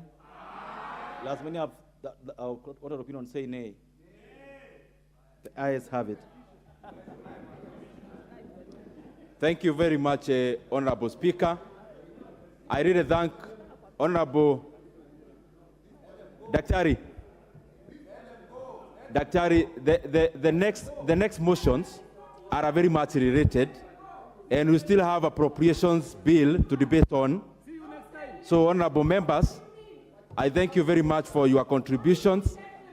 I thank Dr. Oudo for the contributions, which was enriching. Also, Honorable Bandi, thank you very much for your contributions. We have learned from them. Some of the issues, just to highlight, some were mentioned. Member for Rangwe. Member for Rangwe. Member for Rangwe, you're out of order, totally. Don't Bondini, take your seat. Take your seat. Take your seat.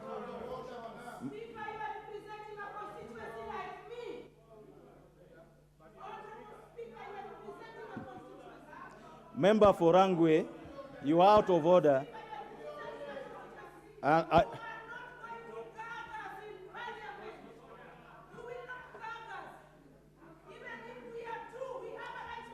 Order, member for Rangwe, order. I therefore, based on... I order that Member for Rangwe be moved of the House for the rest of the day. Could you proceed with your reply?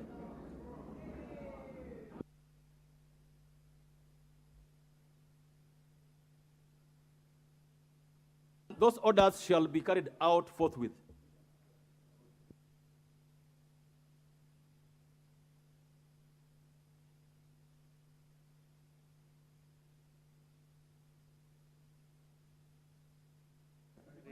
I want to request Dr. No, Nyikar. you won't go on until the Member of Rangwe leaves the House.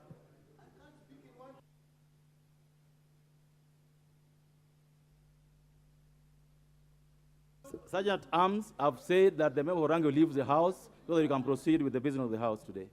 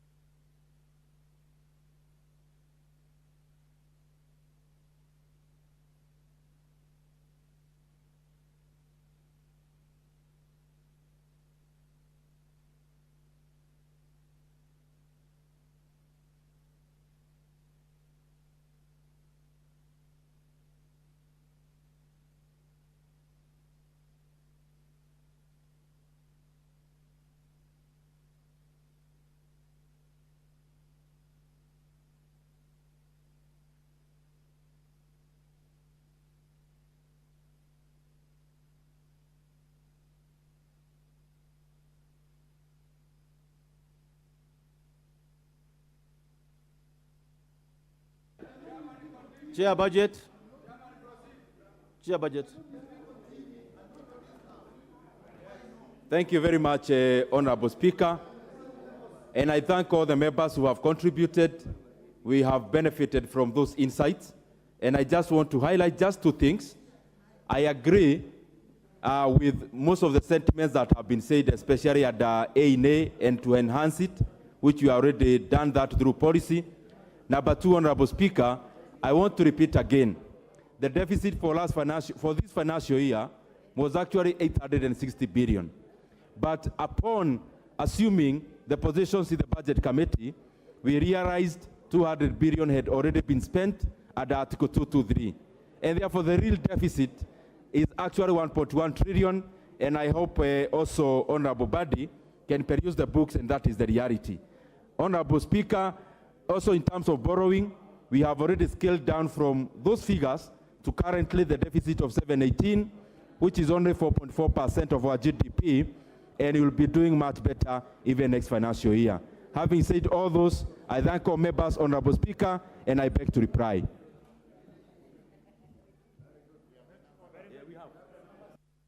Do you have the numbers, the clerks? Honorable members,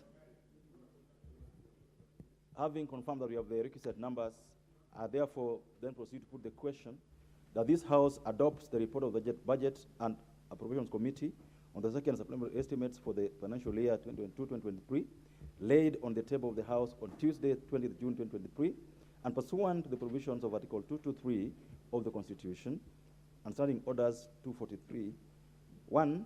Approves an increment of the total recurring expenditure financial year 2022-2023 by Kenya shillings 9,515,817,997 in respect of the votes as contained in the schedule.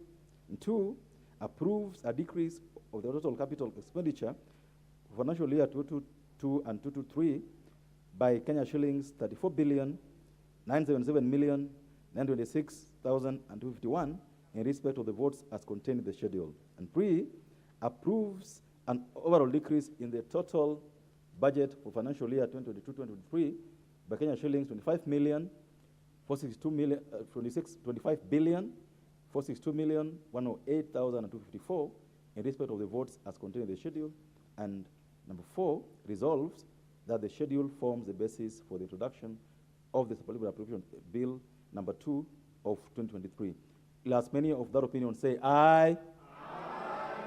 And will as of the contrary opinion say nay? The ayes have it.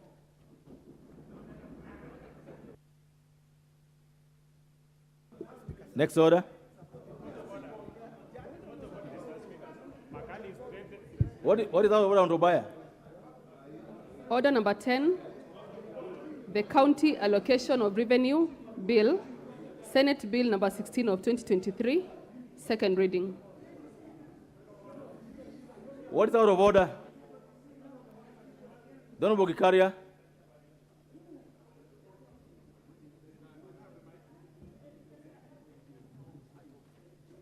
Honorable Gikaria, the order is... Thank you, Honorable Speaker. Honorable Gikaria, if you just will take your seat. Yes, I'm here, Honorable Speaker. If you could This one, Honorable Speaker, this is to kindly request any person who will be sitting in that seat for the rest of the day. Honorable Speaker, sometimes we come here very early. We have committee issues that we want also to prosecute. But you find in the next motion again, the same people who have just spoken and the same people again will be given an opportunity to speak. Honorable Speaker, we have issues that we would also want to prosecute as members of Parliament. And I agree, we are all elected and we represent people.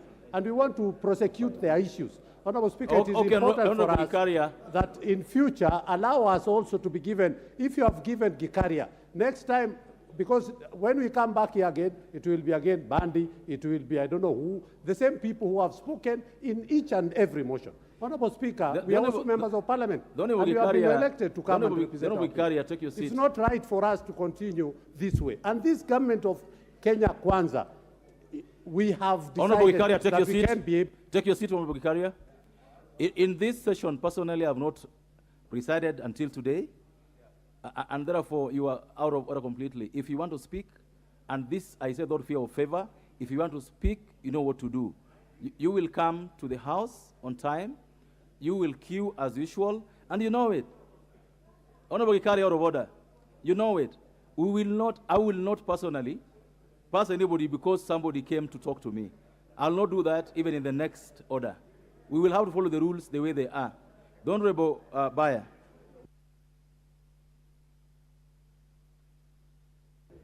Yes, Honorable Speaker, I would like to employ among us as members. We have the finance bill that starts in the afternoon.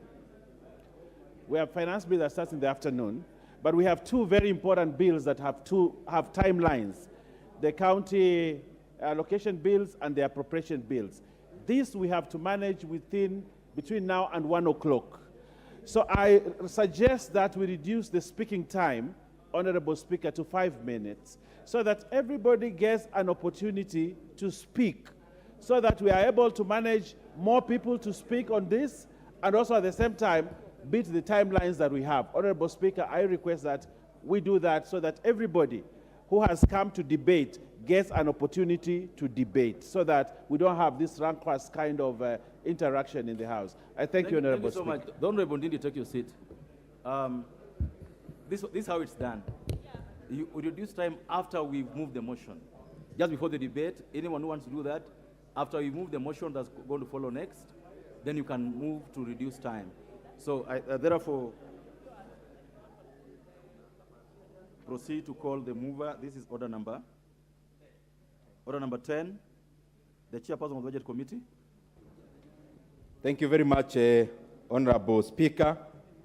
Honorable Speaker, I beg to move that the County Allocation of Revenue Bill, that is Senate Bill number 16 of 2023, be read for the second time. Honorable Speaker, I will take very little time because I also want other members to get an opportunity to contribute. Number one, Honorable Speaker, this bill is the bill that then horizontally allocates money to our counties. The amount of money that we are giving our counties in the next financial year is Kenya shillings 385 billion. This is an enhancement from last financial year, which was around 370 billion Kenya shillings. And Honorable Speaker, because of the President and the this administration's focus on supporting devolution, over and above the 385 billion Kenya shillings, Honorable Speaker, we have also allocated an additional 72 billion Kenya shillings in conditional grants to our counties. And therefore, Honorable Speaker, we have actually been able to allocate enough resources to keep our counties going and also to be participating very well in terms of infrastructure and also development of our communities. Honorable Speaker, some of these monies that we have allocated as conditional grants, which we'll be tabling here later, are monies we have given to all the 47 counties. All the 47 counties, Honorable Speaker, because all of them, including Nairobi, has an element of agriculture. We have allocated the 4.7 billion, that is 100 million for every constituency, as a matching fund, a shilling per shilling, to be able to build aggregation centers across all the 47 counties. Honorable Speaker, also, the monies that you are dealing with horizontally, that is the 385 billion Kenya shillings, or sharing horizontally, Honorable Speaker, it is done through a formula that is generated by CRA, which is actually the institution that we have charged in terms of coming up with formulas or a formula that allocates then monies to our counties. Honorable Speaker, some of the areas that we have put in a lot of weight on, and I hope our counties will be helping our country in that, is in healthcare, because as you know, Honorable Speaker, is that healthcare is devolved. Honorable Speaker, some of the other areas that are devolved are in regards to ECD, and also some other unclassified roads, Honorable Speaker, in terms of community projects of rehabilitating those unclassified roads. Honorable Speaker, what we have noted, and I hope we can progressively find a lasting solution to, is that, Honorable Speaker, our country has a penchant for allocating colossal amounts of money and proportionate amount of money to recurrent. Recurrent expenditure is gobbling most of the monies that we give to our counties. And Honorable Speaker, we feel this cannot be sustainable for a country that is forward-looking in terms of the growth of the economy. And I hope even legislatively we will be able to adhere to the fact that recurrent should not be taking up almost the entire budget that we allocate to our counties. Honorable Speaker, the other area, as I conclude, is the area of own revenue. Honorable Speaker, we still feel as the Budget Committee, and I can feel the air in this House, it is the same sentiments, that our counties have capacity to be able to collect more revenue than they actually do.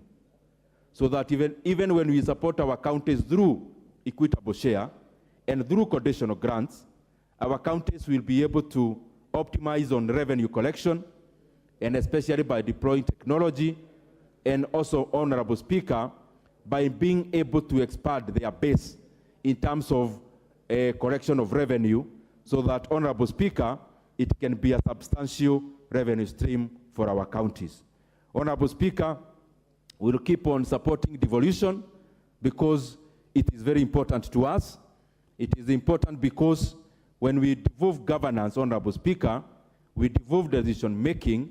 Therefore, that decision-making that is devolved is able to take care of the farthest areas of our country, Honorable Speaker, and I hope that is what devolution is doing through our governors and especially also through our MCAs.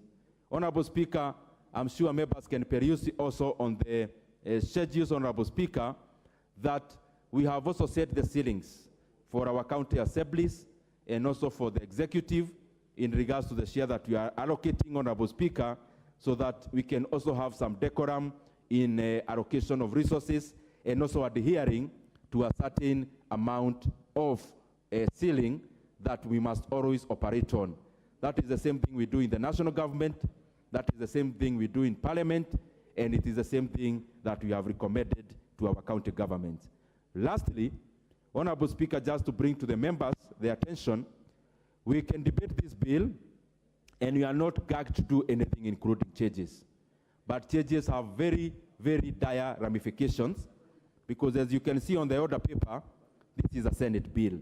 And therefore, Honorable Speaker, most of what we do is to debate because it has been much well thought by the Senate, and being also a house in Parliament, we respect their decision making, but that does not mean also that we cannot make our own decision.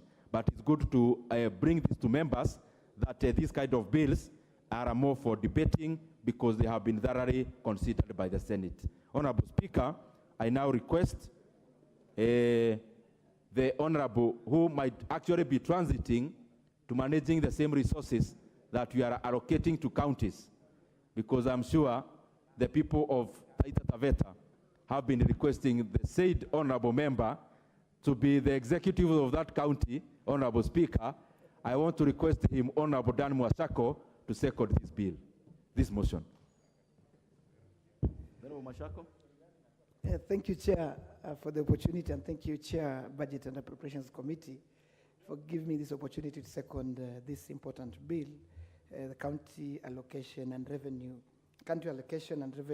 Bill, Senate Bill number 16 of 2023. Honorable Speaker, I want to be brief. One is to say that the bill gives us an opportunity as a country to have our counties receive their allocations, so that in good time, as we start a new financial year, counties have enough, will start getting their money so that they can run their programs. Honorable Speaker, this year, under this bill, we are recommending, or Senate is recommending 385 billion shillings to go to our counties. And therefore, Honorable Speaker, as my chair says, that we may not have so much to do with amending this bill, but in line with the standing orders, this bill comes to this House so that we can debate and we can be able to share with what our senators have been able to do. Honorable Speaker, there is horizontal sharing of resources in this country. We know there has been very elaborate debate around the formula that are used to share this revenue horizontally. After we passed the division of revenue in this House, Honorable Speaker, the County Allocation and Revenue Bill is normally a bill that the Senate sits, and with the advisory of CRA, they're able to share the resources according to the formula, which we know that the third base is recommended that 50% of all the equitable share should be shared equally, and the other 50 then is applied to the formula that takes into consideration the weighted parameters that include population, that include land, poverty, the status of roads, and other things, Honorable Speaker. But Honorable Speaker, even as we do this, Honorable Speaker, we need to take into account that there are about 5 to 6 counties that receive extremely low allocation, Honorable Speaker. And these counties, Honorable Speaker, if nothing is done in the near future, then the citizens of those counties may never benefit fully, and they may not get the fruits of devolution, Honorable Speaker. I'm talking about counties like Lamu, I'm talking about counties like Laikipia that receive just slightly above 5 billion. I'm talking about Taita Taveta that receives 5 billion. I'm talking about Tarakaniti and Elgeyo Marakwet, Honorable Speaker. These counties are receiving extremely low allocation under the equitable share. And therefore, Honorable Speaker, it should not be lost to this House, Honorable Speaker, that even as we continue supporting devolution, we must find a way to support these counties to the level that they can, be able, they're not left behind, and therefore not claim another level of marginalization, Honorable Speaker. Honorable Speaker, we have resources in these counties that needs to be, they're called national resources. Let me give you an example, Honorable Speaker. A county like Taita Taveta, Honorable Speaker, that has 63% of its land is under wildlife, that is KWS. And therefore, only about less than 37% can be put into economic use, Honorable Speaker. And therefore, we need to really have a debate around the country that resources that are found in these counties that receive little allocation counties must be given an opportunity to share revenue with the national government. For instance, Honorable Speaker, Savo East and Savo West gives this country approximately about 2-3 billion shillings a year. And yet, Taita Taveta does not even receive 1 shilling of that revenue. And therefore, Honorable Speaker, we must do everything possible to make sure that every county is able to enjoy the resources that are within their areas, Honorable Speaker. Lastly, Honorable Speaker, we know about pending bills in counties. Honorable Speaker, if nothing is done, then counties that have new leadership, have new governors that have gotten into office, if there is no enforcement of payment of pending bills, then, Honorable Speaker, we are losing contractors, we are losing suppliers. Our SME sector of this country that is extremely important to generate employment and what have you. Honorable Speaker, payment of pending bill, we must find a solution. Senate must find a solution. Control of budget must find a solution that county governments must be forced to, first of all, pay pending bills as a first charge to all the money that is appropriated to counties, Honorable Speaker. Having said this, Honorable Speaker, I also want to say that county assemblies have been given an allocation of around 40 billion, Honorable Speaker. County assemblies are extremely important in oversighting what county government executive does, Honorable Speaker. And therefore, Honorable Speaker, we must call to order those county executives that do not give county assemblies their enough budget in time, so that then they cripple county assemblies to a level that they cannot oversight the executive. Honorable Speaker, with all these remarks, I want to second and indeed call upon my colleagues to support this bill and pass it without amendment. Thank you, Honorable Speaker. Honorable members, I now propose the question that the County Allocation of Revenue Bill, the Senate Bill number 16 of 2023, be read a second time. Honorable Chepkonga. Honorable Wakili Muriu Watanga. Mr. Speaker, sir, I rise under standing order number 97. Mr. Speaker, sir, the standing order number 97 clearly states that the House may, on a motion made by any member in accordance with this standing order, impose a limit in the respect of the debate of any particular motion or bill by allowing a limited period of time for such debate, or by limiting the time during which members may speak in such debate, or by imposing such limitation. 2, motion for limitation of debate under this standing order may be made without notice. Mr. Speaker, sir, you find that there is quite a number of comments which has been made by the members over here. And Mr. Speaker, sir, most members here left this chamber close to 1 o'clock in the night, last night. They slept for about an hour or two, then they came back at 9 o'clock. I think it's only fair that we give them an opportunity to talk and contribute, especially to this county allocation revenue bill, which is very pertinent, as you know, that devolution in this country is very, very key and touches the core of this nation. And of course, matters of equalization, making sure that this equalization fund, which has not taken effect for the last almost close about 8 years, can be able to be grounded and can be able to benefit our people. Therefore, Mr. Speaker, sir, my request is that the mover of motion moving forward should be granted about minimum 10 minutes. The seconder should be granted 5 minutes. Other members should be given 3 minutes so that everybody can be able to make a contribution in such a way that everybody, because we have only 1 hour before 1 o'clock, at least everybody in this chamber can contribute to those very, very key motions before you, so at least everybody can be able to get that opportunity. Thank you, Mr. Speaker, sir. For clarity, how many minutes do you want each member to be given? 3 minutes, Mr. Speaker, sir. So, members, this is not a decision for me to make. It's for you to make because you are the ones going to contribute on this debate. So therefore, I put the question.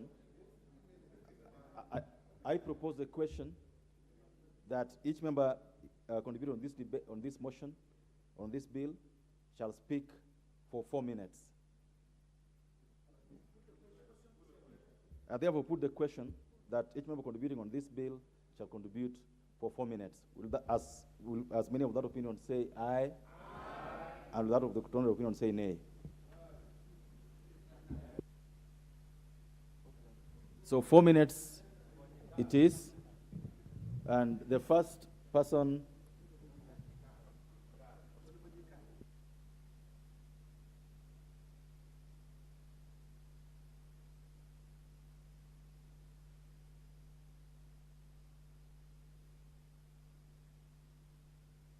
The person that have the first bite on this from my list is Honorable Julius Ruto.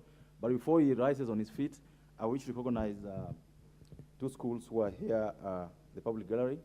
There's Tangira Umoja Secondary School from Maragua in Murang'a County. And there's Kalisasi Secondary School from Wingi Central, Kitui County. The MP is sitting here today. And we welcome them to witness and follow the proceedings of the House this afternoon. Honorable Ruto. Thank you so much, Mr. Speaker, sir, for according me this opportunity to make my contribution to this very important motion before us on the discussion and approving of the CARA bill allocation to county governments.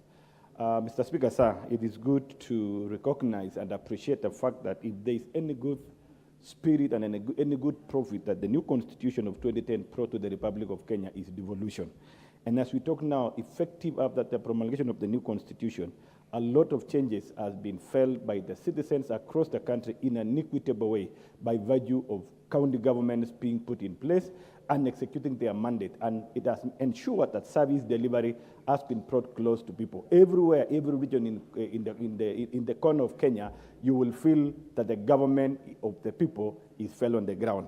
Now, on these matters of CARA, I want to appreciate that as National Treasury, together being one of the functions in the national government supporting the developed governments, is to ensure that as we approve this particular CARA, to ensure that cash disbursement, because that has been the biggest challenge in executing the work of devolved governments, to ensure that cash disbursement is also adhered to, is also moving together with the CARA. As you approve the CARA, the schedule of cash disbursement also should be made to be a tool that be able to guide the same. On the other side, I want to call upon the practitioners and the actors in developed governments to also ensure that as we are approving this one, their work plans are put in place to ensure service delivery is given to an NG. Most of the challenge we are going through, even as at now, are what we call bending bills. And most of these bending bills arises majorly on the aspect of lack of proper preparedness, procurement plans not being put in place, and that at the moment at this time is when they begin now to execute. By virtue of slow disbursement of cash, they begin now to initiate procurement at the late time of the financial year. This means what? It means that at the closure of financial year, a lot of activities or a lot of commitment will have been made, and at this time and point is when we realize even our cash collection, revenue collection, both nationally and local government, we realize that it may have not been sufficient enough to finance the entire budget. So it's also a call on the governors and executive in the county government and county assemblies to ensure that they also put into priority proper plans that they will ensure prudent use of resources, they will ensure service delivery is given on time to an NG, and also will ensure part of their planning and their budget they have done, they also put in alignment with the goal and objective of the national government, so that we're able to move together as a country. Unlike a scenario, one developed government is focusing on far away different goals, national government is focusing on far different goals, and at the end of the day, we don't have similarity or an objective of bringing the nation to a clear direction. Lastly, is again, we need to focus on the core areas of investment. Say it, agriculture, food security is a problem now in the Republic of Kenya. As we talk now, Kenya, for the first time, has been converted into a consumer country and net importer of food into the country. This is a call to county government, this is a call to national governments, that let us, all of us, put together our minds together. Let's give priority to the desired areas. And the main area is food security and health care, so that as we move the country together, let our productivity support our population by ensuring it affords food to our nation, supporting agriculture, supporting livestock, and supporting the desired health care. Thank you so much. I support the motion. Yeah, thank you very much, Honorable Speaker. Honorable Speaker, I rise also to support this important bill coming from the Senate. And from the onset, Honorable Speaker, I want to say this is good coming from the Senate, and we would want to see our Senate doing much more bills relating to the counties and spending much of their time working on issues relating to the counties. Because we have seen situations where, Honorable Speaker, that our senators take so much time focusing on duties which are for national government and forgetting the counties. So because of the time element, I'll be very brief, Honorable Speaker. As I support this important bill, the following observations. The first one, Honorable Speaker, is the issue of the exchequer release. Honorable Speaker, countries are going through hard times because of late release of exchequer, and it doesn't make sense when we have money in the budget and we don't support them in terms of implementation. The second item, Honorable Speaker, is the autonomy of the county assemblies. My plea to the governors is that, Honorable Speaker, that since now the county assemblies don't have the financial autonomy, they facilitate the county assemblies to also do their work. We have heard of situations where county assemblies are at the mercy of the governors in terms of them getting the money to do their work. In that case, it affects the effectiveness, and it is high time the governors become facilitative so that the assemblies do their work as expected in the law. The third item, Honorable Speaker, is the issue of own revenue. Honorable Speaker, it is important that the county governments plan well so that they improve their own revenue. In that case, they will be able to supplement the equitable share from the government and achieve much more for their people. Honorable Speaker, you'll note that some counties, by the time they took over as governors, their own gross domestic product at that local level was even better than it is now, which means with devolution, some counties are becoming worse as compared to where they started. It is time the governors took time and ensured that they are improving the lives of their people. Honorable Speaker, as I conclude, it is good to ensure that also issues relating to corruption, Honorable Speaker, there is this common talk in the streets, Honorable Speaker, that we devolved development, but at the same time we also devolved corruption. It is only the governors and their CECs who can change that perception. So it is high time the governors and their CECs work in a way that the issue of corruption becoming mainstreamed in their operations is actually done away with. And in that case, we'll be getting a lot of benefit from what we have been doing. With those remarks, Honorable Speaker, I thank you for the opportunity. Thank you very much. Thank you for saving time. The Honorable Nikal. Thank you, Mr. Speaker, for giving me this opportunity. First, Mr. Speaker, the Speaker's panel should really facilitate the participation of members of this House. When reports come at night or on a day when nobody has read them, in the morning they're with us, all we are expecting members to do is vote. In this House, that's bad for members from both sides. We cannot train new members that your main role in this House is voting. I leave that. There'll be time for that later on. Mr. Speaker, I rise to support this. It is important that the counties get their money as early as possible. That is extremely important in devolution. But Mr. Speaker, I want to raise a very fundamental point, and I'm happy that the chair of the Budget Committee is here, and I wish you would listen to this. The county allocation of revenue bill actually follows the division of revenue bill that we discussed, which actually comes from the budget policy statement. But Mr. Speaker, you know there's always been an issue of what the Senate has passed and what we have passed until they came with this issue of the formula. But I see one basic thing in our devolution that should be addressed if we are going to help the counties get money. And my issue in this has been the budget policy statement in this country is actually just for the national government, and it does not include the county government. Why do I say that? By the time we go through the budget policy statement, the government, the national government MDAs, have given us all their requirements in extreme details, so we know what they need. What do we have from the counties? None. That is left on the 50, or not less than the 15%, and the Commission Revenue Allocation, which is supposed to be discussed at IBEC. But even at that point, nobody comes with the needs of the counties. My proposal is this: we should get a process that either at IBEC level or some other level, the counties have also done their needs, so that when we are dividing money into two, we know the needs of the national government in details as we do. We should also know the needs of the county government as we do. The individual county needs can actually be brought together in sectors, in the health sector, in the water sector, in this, so that even if it is not done in this house, at least at the level of IBEC, we know what the counties need. And therefore, we do the division of revenue with that in mind. As of now, it is skewed against the county government. Mr. Speaker, if I had more, I would explain, but I think that is the only point I want to make. It will be important in improving the division of revenue and eventually the county revenue allocation. Thank you, Mr. Speaker. Kuya, if it's in the House. Honorable Marianne Kitany.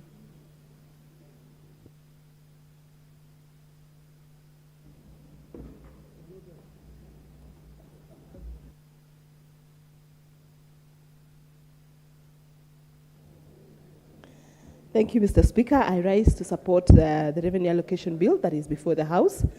And I support it on two issues. One is on the revenues that have been given across constituencies, across the counties.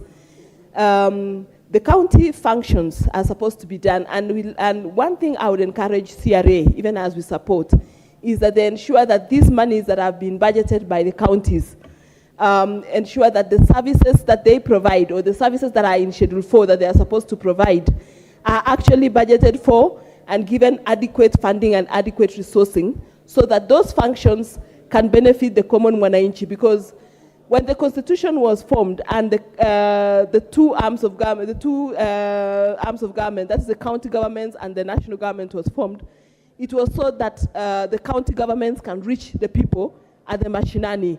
And therefore, some of the functions like the healthcare functions, the water functions, need to be adequately funded because that is where the common mwananchi is able to access their services.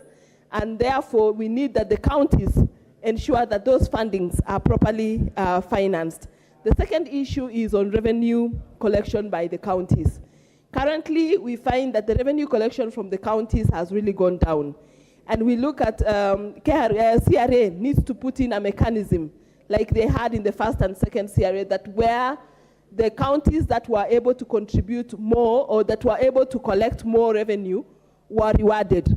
I think that mechanism should come back so that that reward mechanism encourages counties to collect more revenue, because the same revenue that they collect goes back to their counties to help them increase on their allocations and thereby give services to the people they represent.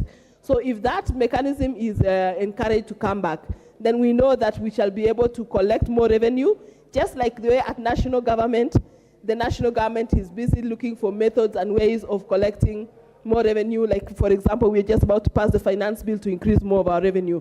In the same breath, the counties should also be encouraged to look for ways and means of increasing revenue and rewarded for increase in revenues or increase of their revenues like the way the national government is doing.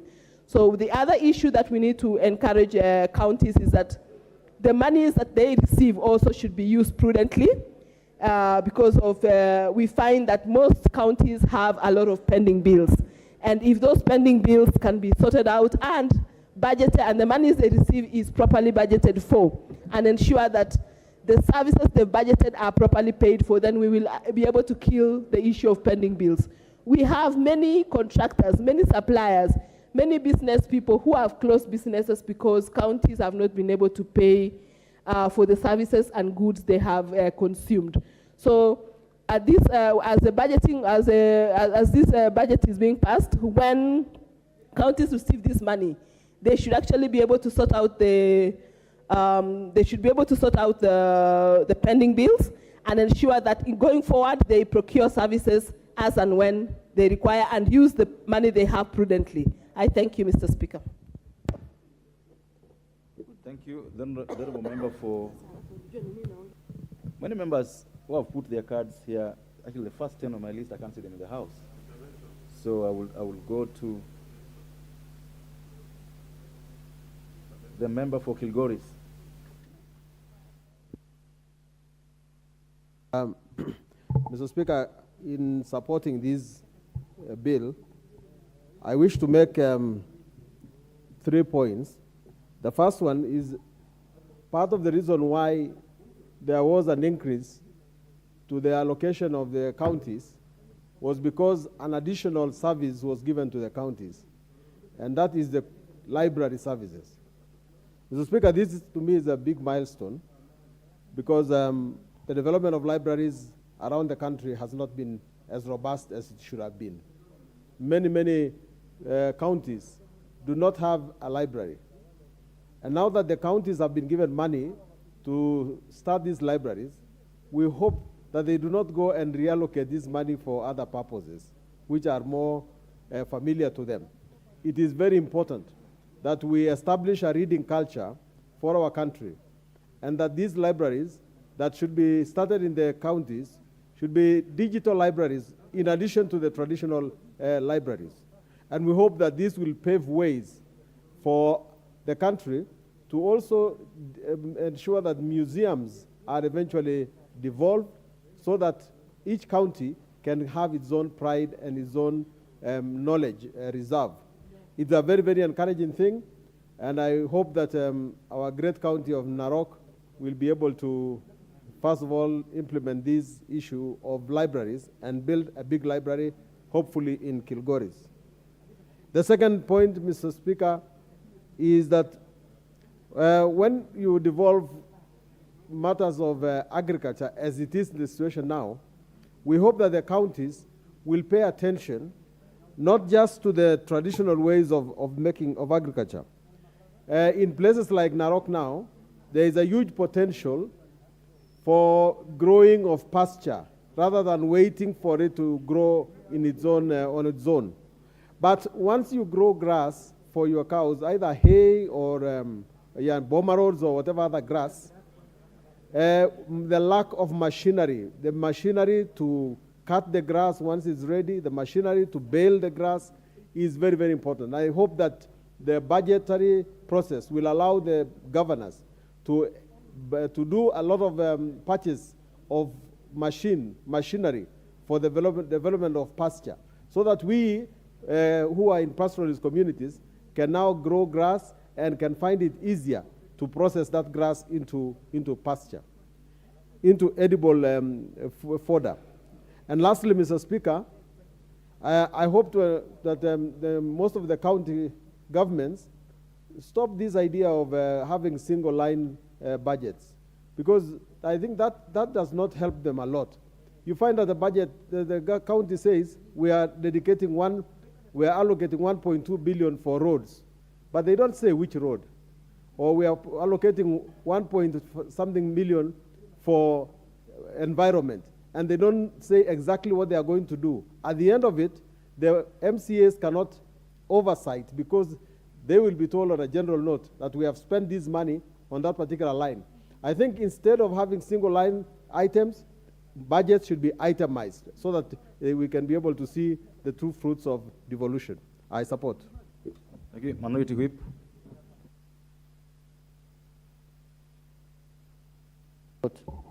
Stand to support the county allocation bill, Mr. Speaker.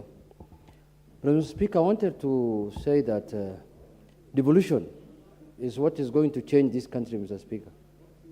When the new constitution brought in devolution, that is when we've seen changes in the villages and in small towns that are in the counties, Mr. Speaker. Mr. Speaker, there are only two funds that go directly to the people of Kenya. It is the monies that we send in form of devolved funds and CDF. Those are the only two monies that Kenyans are sure of that's going to do their work. All the other monies that we appropriate here, Mr. Speaker, nobody can be sure that they will go to what they intended for. They can just disappear in the air, Mr. Speaker. Mr. Speaker, this is the first time that devolved functions have gotten the lowest increment since devolution began in this country. This is the first time, only 10 billion shillings, Mr. Speaker. I know times are hard, I know things are difficult, But this is the lowest increment that devolution has ever received in this country, Mr. Speaker. I thought that this time, devolution will get over 50 billion or 100 billion shillings, because I knew that, maybe Kenya Kwanza government will support devolution better than this. Mr. Speaker, 10 billion is just a drop in the ocean. That's very little money. And you know the amount of work that goes on in the counties, Mr. Speaker. That is where majority, 80% of Kenyans live in rural parts of this country, Mr. Speaker. And that is where the rubber meets the road. That is where we need health services. That's where we need educational services. That's where we need maternal services, health services, Mr. Speaker. If we don't take more money to the counties, Mr. Speaker, majority of our population in this country is going to suffer. I know there are issues of accountability. People normally ask when these monies are devolved, are they used for the intended purposes? That's a different question. There are institutions, agencies that are supposed to be in charge and to look after that money, how it is spent. That one, we leave it to them to go and investigate and see whether the money, but we must devolve more money, Mr. Speaker. And I'm saying this because I know that's what Kenyans want. Before devolution, Mr. Speaker, there is no way the county I come from, Migori, will have ever seen 5 or 6 billion shillings. There is no way. Especially when, things go the way they normally go during elections. There is no way they will get 5 billion or 6 billion or 7 billion. The only guarantee they have that they are going to receive 5 or 10 billion shillings is through devolution. If devolution is not there, those people will be getting peanuts for the next 100 years. So, Mr. Speaker, I want to urge this House that I know there is the other bill that is coming for conditional, what used to be called conditional grants, now have been turned into a bill that is extra money. But, Mr. Speaker, let us safeguard devolution. Let us fight for devolution. Devolution is what is going to save our country. Let us make sure, all of us, that devolution works in this country, because that is where the Mamamboga and all the people we speak about live. That's where they stay. They stay in devolved functions. So, Mr. Speaker, with those few remarks, I support. Thank you, Member for Manyata.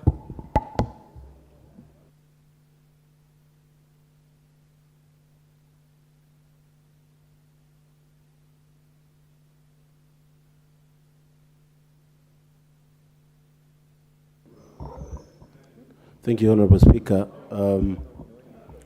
I also rise to support this motion, Honorable Speaker. And while we support this motion, Honorable Speaker, I would like to say that we are very keen to see our counties upping their antes in terms of usage of money. And Honorable Speaker, just a few weeks ago, I was reading in the papers how there is a lot of misuse of petty cash and withdrawal of monies in some counties. That, Honorable Speaker, shows blatant misuse of taxpayers' money.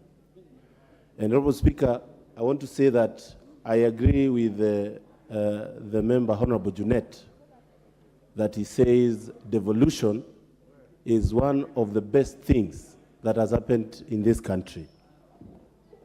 But, Honorable Speaker, the precedent set in what we devolved as a nation is also something that is wanting.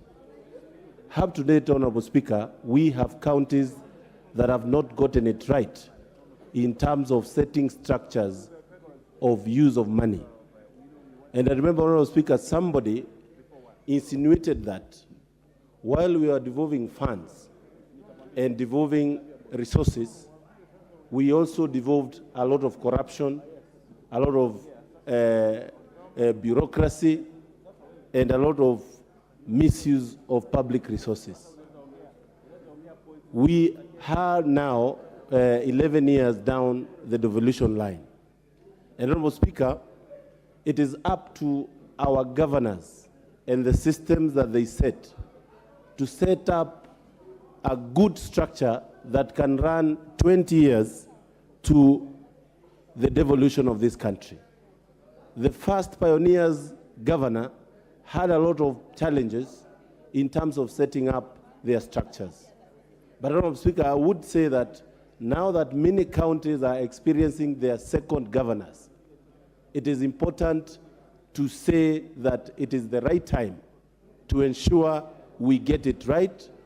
We devolve structures, efficiency, good use of money, of public resources, so that, Honorable Speaker, we can have our counties serving it right. There is a common saying that even CDF money that we talk about, Honorable Speaker, it is more visible than the counties' things that they do. But, Honorable Speaker, we say that it is still not too late for our counties to get it right. And I would like to support this motion, but at the same time saying clearly that we want to see nice structures, efficiency, good use of public resources. Honorable Chepkongo, what is out of order?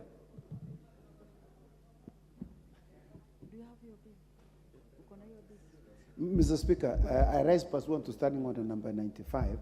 It's not that I'm opposing anything that my very good friend has just spoken. Mr. Speaker, as you know, we have very heavy workload this afternoon. We don't want to lose this Kara bill, Mr. Speaker. We must ensure that we do which is our part. As you know, Mr. Speaker, under Article 96 of the Constitution, the Senate participates in the enaction of laws in this country. We are the ones, Mr. Speaker, who enact laws.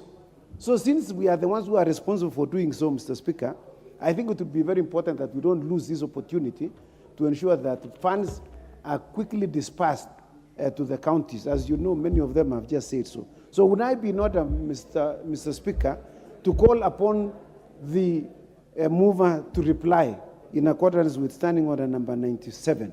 I thank you, Mr. Speaker. It was on a point of order, which we need to make a decision on. And members, you know, on this, I don't have a vote myself.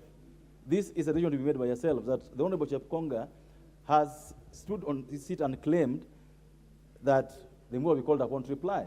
And that's what I'm going to request you to vote on. Is it the move of the House that the move will be called upon to reply? Could I put the question on that matter?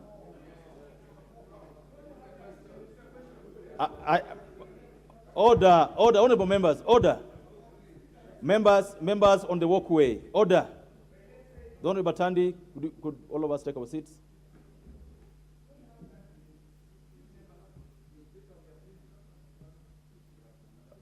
I put the question that the mover be called upon to reply. Will as many of that opinion say aye? Aye.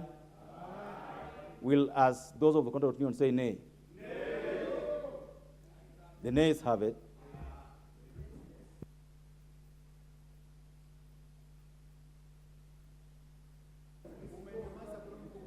Thank you.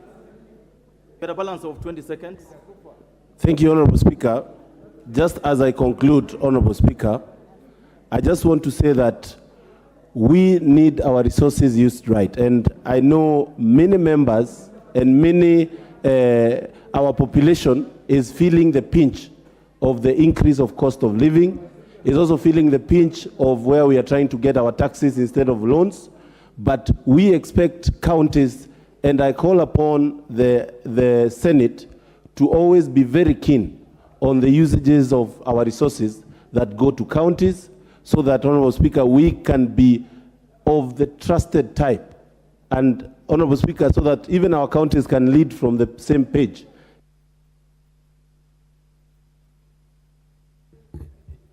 You know, members, I've already said that I will follow this.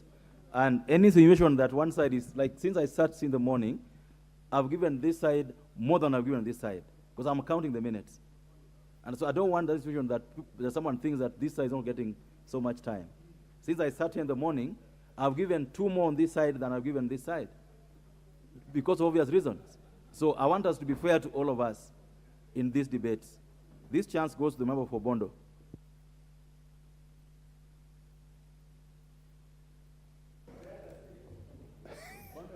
Thank you, Mr. Speaker. Mr. Speaker, I rise to support this, given that it's a constitutional mandate at this moment for this House to support this bill, and also understanding that our sister house has done some good work on it. But I wanted to bring two also new aspects that maybe the House has not considered at all.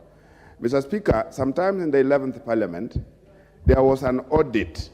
There was a constitutional audit, and I think if the chair of budget would listen to this, there was an audit in terms of auditing where we were as a country, auditing the Constitution. Mr. Speaker, I wanted to request, if the chair of the budget this time around, I want to believe that that audit was not very timely.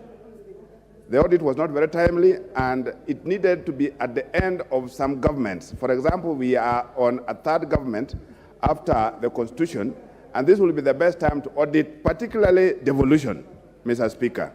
There are problems. Countries are suffering. There are those who are doing well.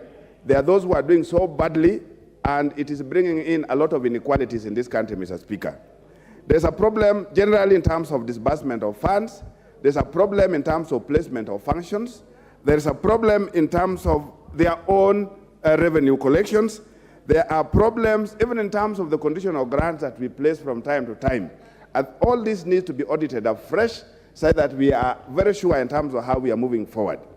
As of today, Mr. Speaker, the cumulative amount of monies that have gone to counties, if you look at it, is beyond the budget of this year. We are beyond the 3 trillion, if you cumulatively look at the amount of money that has gone to the counties for the last 10 years. Mr. Speaker, these things need to be looked at even if you are doing an issue with social audit. The Constitution allows, when there are difficulties in certain counties, when counties cannot perform certain functions properly, the Constitution allows interventions. And I think the government needs to look forward into this, because most of the countries where interventions are required are not coming out for those interventions. And I want to strongly believe there are countries that need to be supported properly such that we get to move this country forward, Mr. Speaker. There are countries that are doing so badly. Mr. Speaker, if you look at in terms of the budget processes, we are strictly following a budget process as a nation. But even as this parliament, look at what goes on in terms of budget cycles in counties. There is a problem. Here we are guided between February and April, and between February and May. There are processes. You are the BPS that runs on from February that guides the processes in terms of the targets, guides in terms of what is supposed to be looked at by every department. But what happens in the counties? Maybe some of these things are missing, and that's exactly why many counties are also missing out. We are saying that local authorities were collecting more revenue than the current county government. Why? This thing needs to be checked in terms of the exact reason why this is happening. So, and beyond that, Mr. Speaker, the targets that we are setting as a government or as a nation, we are talking about food, and I think I talked about this when I was contributing on the budget and appropriations. The problem is, if you look at even the issue of SDGs, how are we supposed to achieve this? 80% of the goals are placed in terms of the functions of the counties, but they don't get the equitable share in terms of resource towards those kind of functions, Mr. Speaker. So an audit is required, and I think this is the best time to do it when the new government is getting in place such that they are able to know exactly where do you place resources, which counties needs to be intervened on, what is it that we are supposed to do such that the country moves forward, Mr. Speaker. Thank you. Honorable Gakuya.